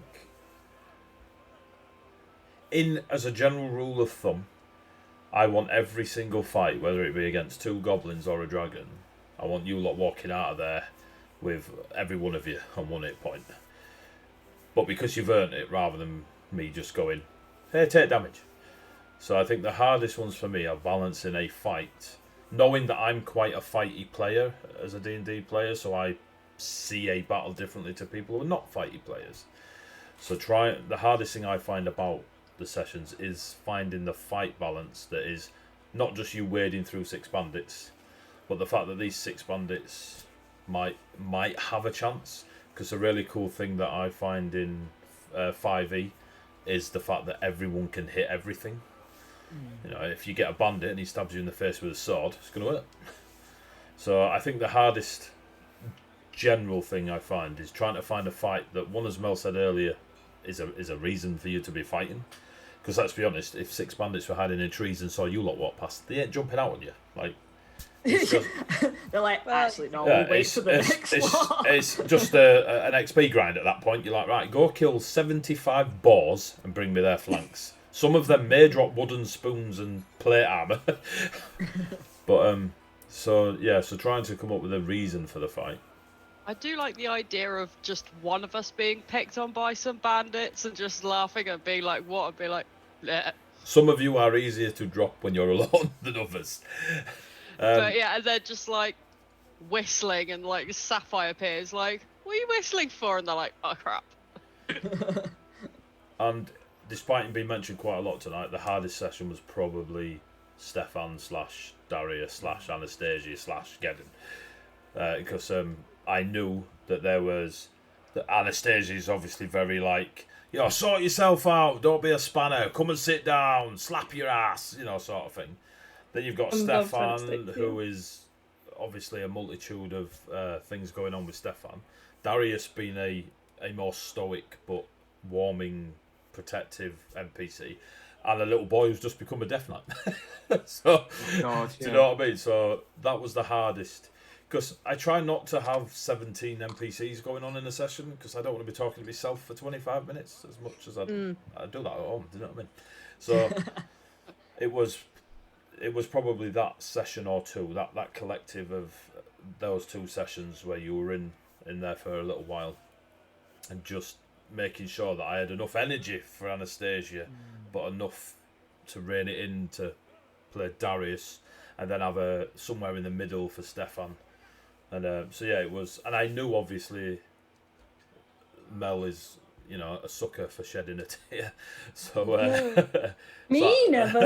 So I knew Never. when the penny dropped, then me and Mel would obviously have to roleplay through a bit of a moment, and then you were going to go speak to Anastasia, so I knew I'd then have to snap out of it to bring up Anastasia. So those 2 sessions were probably the hardest because I fully knew what I was going into. Sometimes knowing how much you've built up for yourself is worse than when it just gets thrown on you. Like, crap. What have I done? This was poor planning on my part. Yeah, I should have winged it. I should have fucking winged it. Us talking to a dragon, maybe? I mean, you definitely Do as I forced say, that not as I encounter. do. I mean, I was going to say, like, literally, that was probably the hardest session for me personally. It was just like, it was 10:30 at night. I was really tired that day. And I was just like, I was not expecting to have to actually go and talk to the dragon and, like, actually be cognizant with the dragon. And literally, it's just like, that was not expected. I was just like... To be fair, like, I knew you were all a bit, some of you are a bit more self-sacrificing than others when it comes to a bit of a shindig. But basically... I don't know what you're talking about. Arteria, like, as I was speaking as Arteria, and you were like, and I was like, she didn't volunteer. Like the Tatharin didn't volunteer for this. They were full on like dragged, kicking and screaming, and you two were like, that changes things. And then Caspion's like, I shall swap. Not you, you broken little man. Eh? Not with your old death saving throws. There's not a lot of Caspian left in Caspian at the moment. Not I'm really. sure he's going to have an absolute breakdown about that eventually. But It hey, was very everything's cool. fine. Don't think about it. It was Just very keep cool. running. Just keep running. I do have a question for you. Obviously, we ended the session on you basically going, take me as a swap type thing. What was your thought process through the rest of the week? Because you'd already said in the group chat that you hadn't created a backup character because you just wanted to concentrate on that scenario. But what was going through your head? Like, you must have known this is the end, this isn't the end, this could be an end. So, right after the game... I know the answer because Luke and I talk about this a lot. Right after the game, I went to bed and I cried for 3 hours. Oh, Literally. Because I was just... You need to stop playing in my games. It had completely come out of left wing. I hadn't been ready, not even remotely ready, to let the character go. There was still so much that I, as a player, wanted to go through with the character. Okay. Even if the character would have been happy with that ending. Yeah. That's not. You could I wanted better for them, yeah. Than just to kind of throw it away so simply. Even though it's obviously a very big undertaking to go for, I was like, no, I'm dragging you through this for longer. But the first kind of day, I was like. Kind of the next morning, I was like, well, you know what? It's going to be what it's going to be. And I kind of, by Wednesday, I was like, well, if AD hasn't messaged me saying, so what are you playing? Then I was like, you know what? Like, it was very like, fuck. Then followed by this is fine. This will be fine. Well, if it's fine, it's not, I'll deal with it. To you know, it might be okay. To you know what, we'll just... Well, I trusted you that if that was going to be the end, you... because we stream this, basically, you would say, that this is going to be the outcome of this action. You've already made the decision, but so that you don't get permadeath, like, completely out of the blue at the start of the next session, like, you would have given me the notice, if that was going to be the case, right at the start, or if there was going to be some other thing going on, or if it was more was going to be of it. So I figured by kind of the time that we were getting round to like almost the weekend then of you know what, it's going to be what it's kind of going to be, and you know what, if that is it, then I guess I'll need to roll a new character up, but there's you got to kind of go with to add to the story that you're going to tell. I hadn't made a decision on whether you were living or dying, and I this probably should have been on the list of hardest sessions to plan until about 3 minutes to 8 go live. I had about 9. Well, I trusted you, you shite bag. As you were saying that, I was like, he's gonna hate me for saying this. I had entirely put it all in your hands. I trusted and believed in you. Different scenarios, and I was like, does he like? Should I take him? Like is I think, you know what I mean? And I think how you ended up doing it was good. I wanted you to have more of a chance, because the only lead up to the encounter was a bit of a waffle with a lunatic, and you know, he had a few truths to tell. You guys, you know, insight checked him. You believed him. There's that moment of, I mean, Harry's entire childhood was basically a lie, as it, you know, regarding the wall and stuff like this, and the great dragon that sacrificed its soul, etc. But to me, there wasn't enough. I wanted to give you more rope, basically. Yeah. And once you had the amount of rope sufficient, then let you decide after a proper week of thinking about it, a proper, right, let's get a bit more facts. Let's actually see where the encounter goes. And Yeah. that's why you were asked several times throughout the session. And I had it in the back of my head and a couple of bullet points. There were certain points throughout the sessions, because we went over a couple, that there was that opportunity and I would have taken you. But on the trust thing again, I trusted that if I just kept giving you rope, you'd eventually tell me how you wanted it to end. Because it was a situation that it was 10 to 11, and you know your reaction was, yeah, done. I was like, okay. It was, to me, there wasn't enough time for you to make, or for even me to, like, it was a very like fast. I suppose in game time it feels long, but actual time it was very quick. So I really wanted to give you enough time to piece more of it together before going, this is truly what I want, or not, or etc. And then once you realise that you don't want to go, you fight tooth and nail for it, and you know it's come out well. It means I can throw a class at you. You both got classes now that you have to pursue as part of your choices. Yep. So it worked out really well in the end. But yeah, I trusted you for that exact reason. I was like, they'll tell me. What happens if we're both waiting on the other for a trust fall, though? Then, Everybody's got a concussion. then you're both Bloody dead. lucky and that we just I'll fell start into each campaign other. too. And that shows a great relationship between Dungeon Yeah. Master and his players. So like, Yeah. it's taken 41 sessions for us to click. So I had an interesting one as well, because I was just like, this is Ari's moment to be, I need to step up. yeah, you thieving And- bastard, Kess. Well, it was more the fact of I was just so tired, I hadn't actually realised where it was kind of going to. And then obviously as I was thinking about it through that week, I was like, hang on. Oh shit. This should be his moment to be like, hang on a second. So that's why I was like literally messaging you going, can he react to it by doing this? Because obviously at this point, Kessian's already put his hand on the thing. So I was just like, well, I guess I'll just add my hand to it, right? Well, that's it. Like, and again, it's the end of the sesh, so you know what I mean. You've got to, like, those moments that Harry would have gone and reacted. You have to let happen, because otherwise you're just like, no, Like, I've stopped. I normally know roughly Yeah. kind of where you're trying to go with it, and so like I'll either react obviously in character to what's going on, but because I was so tired and out of it that session, I just hadn't realised. I was just like, oh no, I should be doing something about this.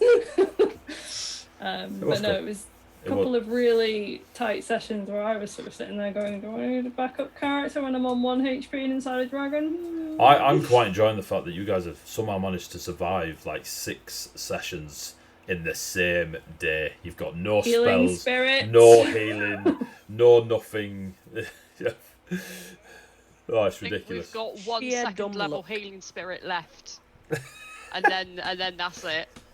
Ridiculous. I love it. Well, I think I'm out of questions. There was another one in chat. I've Another got one. couple in chat. I've got one from for Jade/Zandria, and that'll be the last one of my list, I believe. Zandria's relationship with Harry. It's made a fair amount of progression since Day Dot. Has this changed her stance on humans in general, or just Harry? Just Ari. And a few other choice humans, but to her, the rest of humans. So are she's choice. currently on a case by case rather than a generalisation. Yeah, I mean, so when we found the humans that were in the Copper Forest, the ones that we Escorted back, yeah. Yeah, and when we found Gideon. the kid, Gideon, you might remember Zanjio's response was, let them find their own way back. Yeah, yep. Like, she does not care at all about she Collective. doesn't care about Ravenholm and the people that are there. She cares about, you know, her people and a select few. So she cares about Ari She cares about Lord what's his face from The the house. diplomatic meet. The House of Falcons. Yeah, I've forgotten his name, but yeah, I know you're on forgotten his about. name. It's been so Yeah. long. Like she cares about him because he was decent enough to deal with a diplomatic situation in a way that she was happy to deal with. Romerick. Romerick, there we go. And that's probably about the extent of humans who she actually What about Ruby? Necessity. Yeah. Ruby's an odd case. Sandria's I mean, still that's not, yeah. still not entirely certain, but if Jeannie continues her plan of making Ruby and Kess siblings, and Kess suddenly becomes more close to Ruby, Xandria is gonna have some fucking words. She get real jealous, man. Oh no, you don't understand. That makes you Ruby's sister. Yeah, you don't know, Oh Zandria. no, that's not okay. You don't have a Can't choice be in having- that. Look, she can't be either. having a human sister and a potential human future husband. That's not okay. Ah, but your human future husband's got a bit of failing. I was gonna say, yeah, I think that's probably also helps because the time you did drop the. By the way, Xandria, you find it a bit suspicious that Ari knows Misty Step when it is a very fair thing to know, and I think that has also started clicking the clogs in her head of, Curiosity. is he slightly fey? So yeah, that helps. But yeah, no, she's still very racist against humans and certain other races that are closer to human than they are, like say elves or full beasts. So like, apart from the fact that Sapphire instantly came in and became dodgy, she doesn't have a problem with him because he's not anywhere close to being a human. She has to admit though, she likes sharing the eye roll with Ruby when the other three start being lads. Pretty much, yeah. Just, I mean, to be fair, she was the only female of the group for a long time. So having Several another weeks. female, having another female come along is kind of a little bit refreshing for her. But at the same time, it's still sort of she's human. Doesn't smell human though. Doesn't smell human. She doesn't smell great either. And I was going to say Ruby. that's coming from someone who lives in the desert, where it Yeah. is hot and sweaty a lot. Sure. There looks like there's two more in the Mhm. Oh, in chat. Okay. If your current character dies, what would you play next? Now that you know the setting much better. What was my idea for backup character? I can't remember now. I know I want to play a cleric, but I'd want to talk to AD about religion and Wow. find something that fits the setting really well. I am Jesus. Jesus. Hello, I am a cleric of the D20. Yeah. I have a mace shaped like a D20. You may kneel for your communion gravy. Oh, Every no. No, that's a poor phrase. Yeah, that one got away from me. I'll still have it. Yeah, I think a cleric with something strong to do with poking religious plot would be fun. Or bring a religious plot into the game if AD has someone wants a way to do that. I think that'd be fun. There ain't Yeah. nothing I don't have. I actually probably want to do a 180, and instead of playing a cute, small, good-natured You want to be sweetling, an absolute bastard. yeah, noble wizard class, well-spoken, maybe a scion, maybe a wizard, intelligence-based rather than wisdom-based, and just not very nice, really. Jed? We need some intelligence. Yeah. That I'm pretty sure I don't know what Adana you're talking said to about. Kesfion last session. You were like, right, bro. Which is bloody rude. It was very He rude, is, but funny. he is just as stoic and tactical as you are. Yeah. He's seen the special forces in front of him and realised they're all brawn, no brain. Would you play the one that you sent me? Yes. To be honest, I'm tempted just to build it and give it to you as an NPC for the world, because I want to play it, but I don't want to be in a position where I have to play it. But it wouldn't make sense for anyone else's world setting, because I love playing in kind of that kind of sphere. I find the Soul Forged aspect that you have in your world really fascinating, and I really like using like the Unearthed Arcana, like Necromancer class, subclasses in really interesting ways, because there's so much more nuance to it than lich. Yeah. So, and I think especially with a place like Ravenholm and the House of the Red Lady, there's so much you could kind of explore there.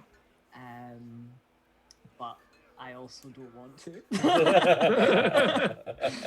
That's I fair. think I'd looked at. I'm trying to think what I'd actually prepped as back of that. We go from all having melee to everybody plays a spellcaster. I think I'd looked at. I know I've definitely had like an artificer idea kicking around my head for quite a while. But also the way that like you said with the sort of the Red Lady kind of realm, like sort of maybe like taking a blood hunter from that as well, and sort of looking at that and seeing how I could work that. But I kind of found it really interesting, like how you had Ozra, for example. So she was a kind of blood hunter but cleric, and that was quite an interesting kind of twist on it. And then there was like some like there's loads of things that would just fit so well into your world that I'd probably build something that would be really specific to your world, if that makes sense. But again, I don't want to. I want to keep playing Ari. Jed? I have like a plethora of characters that I would love to play, but I remember asking like a while ago. I remember asking you if there was any place in Colossus where the worship of the sun was a huge deal, because I wanted to build a cleric, and I'm literally looking at the cleric that I built on D&D Beyond that I called Crystal, and I wanted to play a cleric who was from somewhere that, you know, worshipped the sun and, you know, had sun sort of light domain, cleric-y healing sort of stuff, and I had like a whole backstory. I mean, I say I had a whole backstory. I ripped off Tangled. I ripped off Rapunzel. That was my idea. I ripped off Rapunzel. I love it. But twisted it around. We'll you know. respin it. Yeah, I twisted it around so, you know, she hadn't been kidnapped and stuff like that. Want a tower or a bungalow. Yeah, bungalow. Yeah. But I also I really wanted to play. I want to reuse Rose that I made for the Christmas one shot, because I thought she just didn't get enough time to shine and delve into that.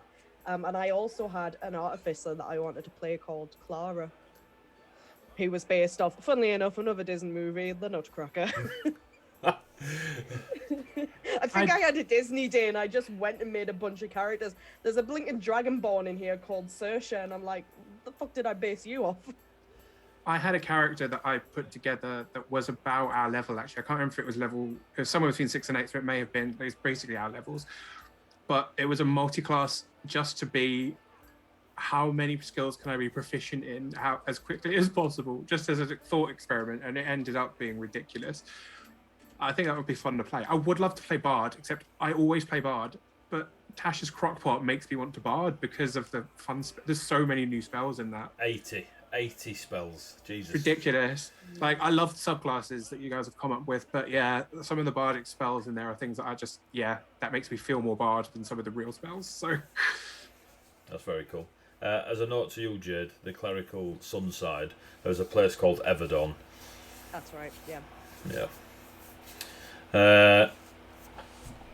That's cool to have backups. I will forever play a barbarian. Except for when you play a rogue. And then you Check for play traps! Direct Remember as Well, well. Bucky was definitely Bucky was the best. barbarian. I had a I'm question. checking for traps. How are you checking for traps? I open the With my face. It's not trapped anymore. Oh, that was the best. That was like the first session where with AJ DMing, where basically you just kind of came in to fill out the party because Jade Yeah, and Luke Jade. couldn't make it. Yeah. Was it me, you, and Finn? It was me, you, and Finn, wasn't it? Yeah. Yeah. And then literally it was just like, no, we're keeping him. We like Bucky too much. We're keeping him. It was Oh, hang on. There's one from Arcane. Is it the how long Yeah. campaign have you got left that you've got in mind, or are you riding this train until it feels right? Sawdust. I think we know the answer to that. Arcane. See, I think so, but I also think he's got an end boss in mind. I was literally talking because our lass asked me this the other day, and do you know I don't have an answer. Only because, again, it's the trust of you lot. I like you lot to determine your own length of story. And the fact that, I mean, right now, Ulrich's win condition. As it stands right now, the ultimate win condition, nail Ulrich, save everything, go on for Team Biscuits. But you still got a wall that's falling. Demons, this order of the vibrant and the pale are now rocking around, leading the demons into a more, they've got brains behind it. Wall goes, Ravenholm goes. Ravenholm goes, Forest goes. You know what I mean? Do you stop that? You got Soul Taker, clearly doing something bigger than she was meant to do, hanging around in the snowy traps with the Soul Train. You got Genie, somehow crossed thousands and thousands and thousands of miles of corrupted demonic fairyland without as much of a bat in an eyelid. Skip through it like a little Disney princess, little Ruby. You've got Xandria collecting seasons, you know what I mean? You've got Tsunami, it gets mentioned every 5 seconds, do you know what I mean? And I am not going to deal with it until I have to. Xandria is literally In just true playing Caspian fashion. Legend of Zelda Oracle of Seasons. That's all Xandria was doing. We'll burn that bridge when we get to it. And it's also, if you headlong run at Ulrich now, I'm dead. but are you? That's the beauty of it. Is the We're not level 3 anymore. the amount of times the amount of times you guys have had that, and it is a little bit meta because you can't not when you're thinking about taking on big stuff. Do you know what I mean? We've all played games, whether it be computer games or role play games. You can't help yourself but think, do we just need that extra feat? Do we just need those extra few hit points? You could get there and absolutely rinse him, or you could get there and be like, shit, I bought, get on the tabaxi right away. That's another thing I just remembered is a bloody rapier. You also have the rapier, which I was going to ask at the end, actually. Oh no! I think if we got up and we say, for argument's sake, in 10 sessions time, we're in a fight with Ulrich and we won. In the same session we started the fight, I would be more scared, not less, because that means that there's something bigger and uglier than Ulrich that I need to fight next. I'm still waiting for that to drop to see, like, oh yeah, he's serving someone. Oh yeah, it's the Red Lady, It's the Red Lady. 1000%. But I don't want to fight a god if I can avoid it. Not level 8, but... But Xandria is my sister, so I might not have a choice. Because she will fight God.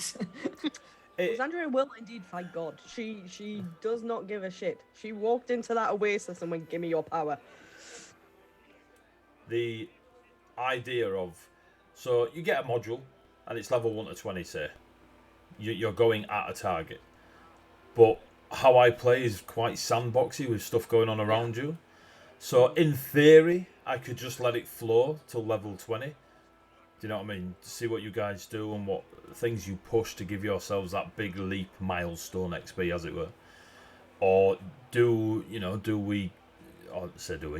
I drop those few options in front of you that you were more focused on?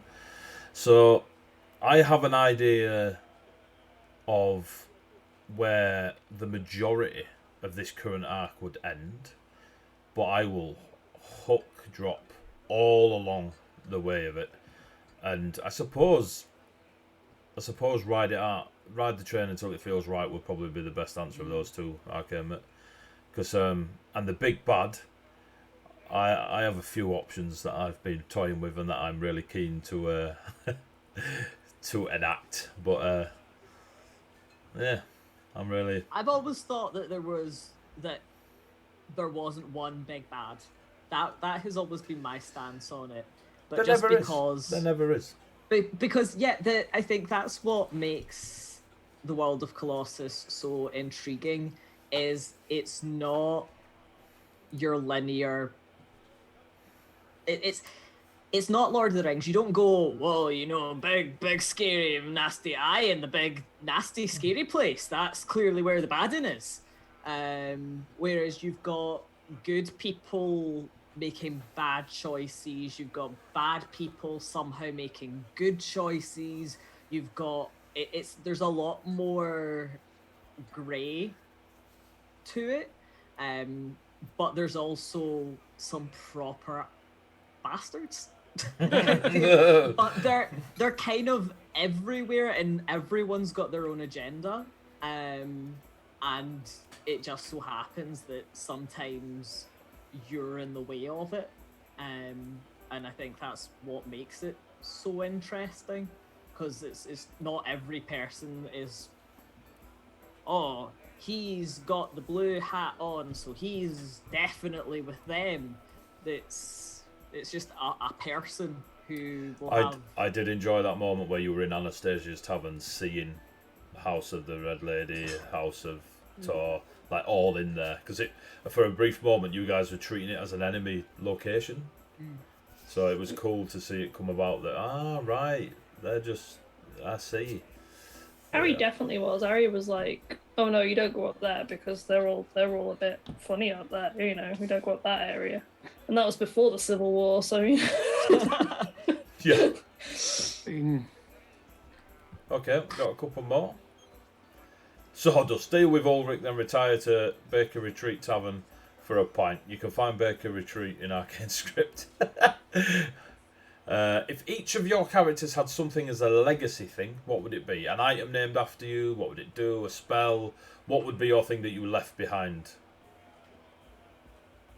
I reckon a pair of swords named after Kesvion, like Tsunami and Dragon Spirit or something, would be a cool pairing of weapons. I mean, I'm glad you knew, because I should. Yeah, a pair of swords, one called Tsunami and one called Dragon Spirit. I think that'd be devastating. I think I'd want to build them. Like, don't get me wrong, it'd be fucking cool. But I think I'm still just caught up to carry on the metaphor. I'm still so much just caught in the flow of what's kind of happening with him. So, but it'd be cool to have some badass swords. That would be cool. That didn't talk to me in like jazz. Trying to do a genie listening to jazz in a very obvious desert marquee. I was like, what the fuck am I doing? Yeah. Robin Williams would have been proud though. I know Sapphire wants to someday in the far-flung future wants to return to Viconia and start a tribe. Like, he wants a tribe named after him, essentially. That's pretty cool. Is more focused on like peace and calm, that aren't weak but aren't savages like some of the others. Yeah. That's really cool. Tribe of Sapphire's Waters, or Sapphire Waters, is pretty cool. Sapphire Waters would be a great tribe name. That's pretty cool. Tribe don't start, none won't be none. I really want Ruby to leave behind the ultimate kettle. Do you know what I mean? It's just like the ultimate tea bag. You know what I mean? Just this tea bag fixes everything. Oh, it's just fucking brilliant. I I mean, Yorkshire, do you know what I mean? A tea blend I hadn't thought of. My immediate thought was the crook. The crook's pretty cool. That it would be quite cool if the crook became, and like I think the crook should summon the hundreds collie of dog. years in the future, it's like this, considered this like mythic, like like can we imagine the person who must have first wielded this, you know, All the halflings and gnomes staff sat around the imbued with fire. magic? It's like Yeah. I don't think you can actually. Because Yeah. none of you are picturing a child who keeps a mouse in her hair. It's Some 7 foot druid of destruction. I kind of like But the idea it- that the crook summons the spirit. You know, the collie dog Yeah. that you have running around. The dog. That was pretty cool. It's I've tried very much to base everything around like a whole shepherding aesthetic. It's very- partly it's very because cool. it's what the circle is, and partly because it's what the like the Reveals. literal profession is. So it's what she knows, and that's how she is adapting. Is she's taking what she knows and turns it into something that's useful for the situation. But if you were to ask her, she would probably want to propagate some new kind of plant and have that named after her. Just- Either oh, that or Jeremiah is actually the druid and Ruby's just a puppet. That would be amazing. Scary, but yeah. polymorphed into a mouse and then turned the animal into a human. You're the animal companion to Jeremiah. Yeah, Yeah. Oh, God. Jeremiah's Just familiar. depends on whose story you're telling, I suppose. I'm Gee, conflicted. People are for- saying like they've like we joke about which party member's got the brain cell today. The mouse has. Definitely. I can't help but think that Xandria would, the obvious one would be death and destruction. Like, whatever it is, if you activate this in the name of Xandria, you're getting the full force of Summit in your face, or your enemy's face. Like, Hellish Rebuke times, you know, bastard. Or something that is a bit more... Because I find Xandria very mature. Like, there's been situations where Xandria has been incredibly mature for, like, dealing with grandfather's death, Elva, feelings for Harry. There's never been a big hoorah song and dance dramatic. I mean, I say dramatic, you aren't Hellish Rebuked her, but I mean, I find Xandria very... She's not just a raging fire monster, do you know what I mean? I can't quite think what other than You fire didn't monster. fucking grow up with her. Listen, you had it easy, Prodigy. Yeah, it's really hard to think of something that you would leave as Xandria's legacy as it currently stands. I think She's there's got more to still sort of Develop reveal. before, yeah. I think Yeah, that'd be a yeah, better 'cause it's question not when like- you guys It's not like I can say I'd leave a weapon or anything Yeah. like that because, you know, it's a warlock weapon and it's bound to change at some point in the future. So yeah, I don't know. It's not really anything you can leave as Xandria as it stands. Yeah, I think it needs. I The think it's tale a to be question continued. for a higher level. Sawdust has asked one, but kind of like I'd like to say, what makes you think they're going to survive? Once this does end, whenever that may be, would you, the players, be willing to pop in a new campaign as your current characters or surviving character to help the little level 1 characters with a task for a session or two? Well, let's say they get to level 20, Sawdust. You think I'm going to let them help out the level 1s? We got this goblin. Just dead, mate. We haven't even fought it. Trust me. Trust me. You Xandria see just turns and Xandria's looks left at it and it eyelid busts. just flicked. That's all she did. Dead. It's gone. It's gone. In fact, Ruby's made a brew and its entire tribe wiped out. Don't worry about it. Like, yeah, oh no, we're dying. we It's missed, all right. we Let her missed put the Ari's kettle on. legacy. We missed Ari's legacy. The Oh, ultimate condom, maybe. Ooh. The Yeah, Ari's legacy is all of the kids. yeah, the blade of contraception. Oh, you That's got the no. next campaign. Oh, There's a lot God. of dark-haired toddlers out We should there. call it Well, the orphanage. Oh So, my god, is the next campaign just Ari and Xandria's kids? Well, it depends. Oh, how no, far- I was I'm more not, thinking I'm not of DMing all that, just by the Ari's- way. All I'm- of the I'm- kids. I'm not There's a DMing. dragonborn. There's I think Thoughts? I quite like the idea of it being polymorph related, rather than Yeah, that's what I was going rather as than well. I was tart like, related. mm-hmm. Although the ability to remember one of your nightly visits by the way they walk was quite cool at the beginning. I just because the picture of Ari popped up. Then I like the idea that Ari's coat is magic. Mm.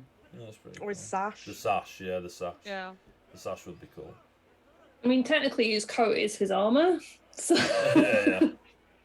But if it gave you like made you more stealthy, or if it helped you to sneak better or something,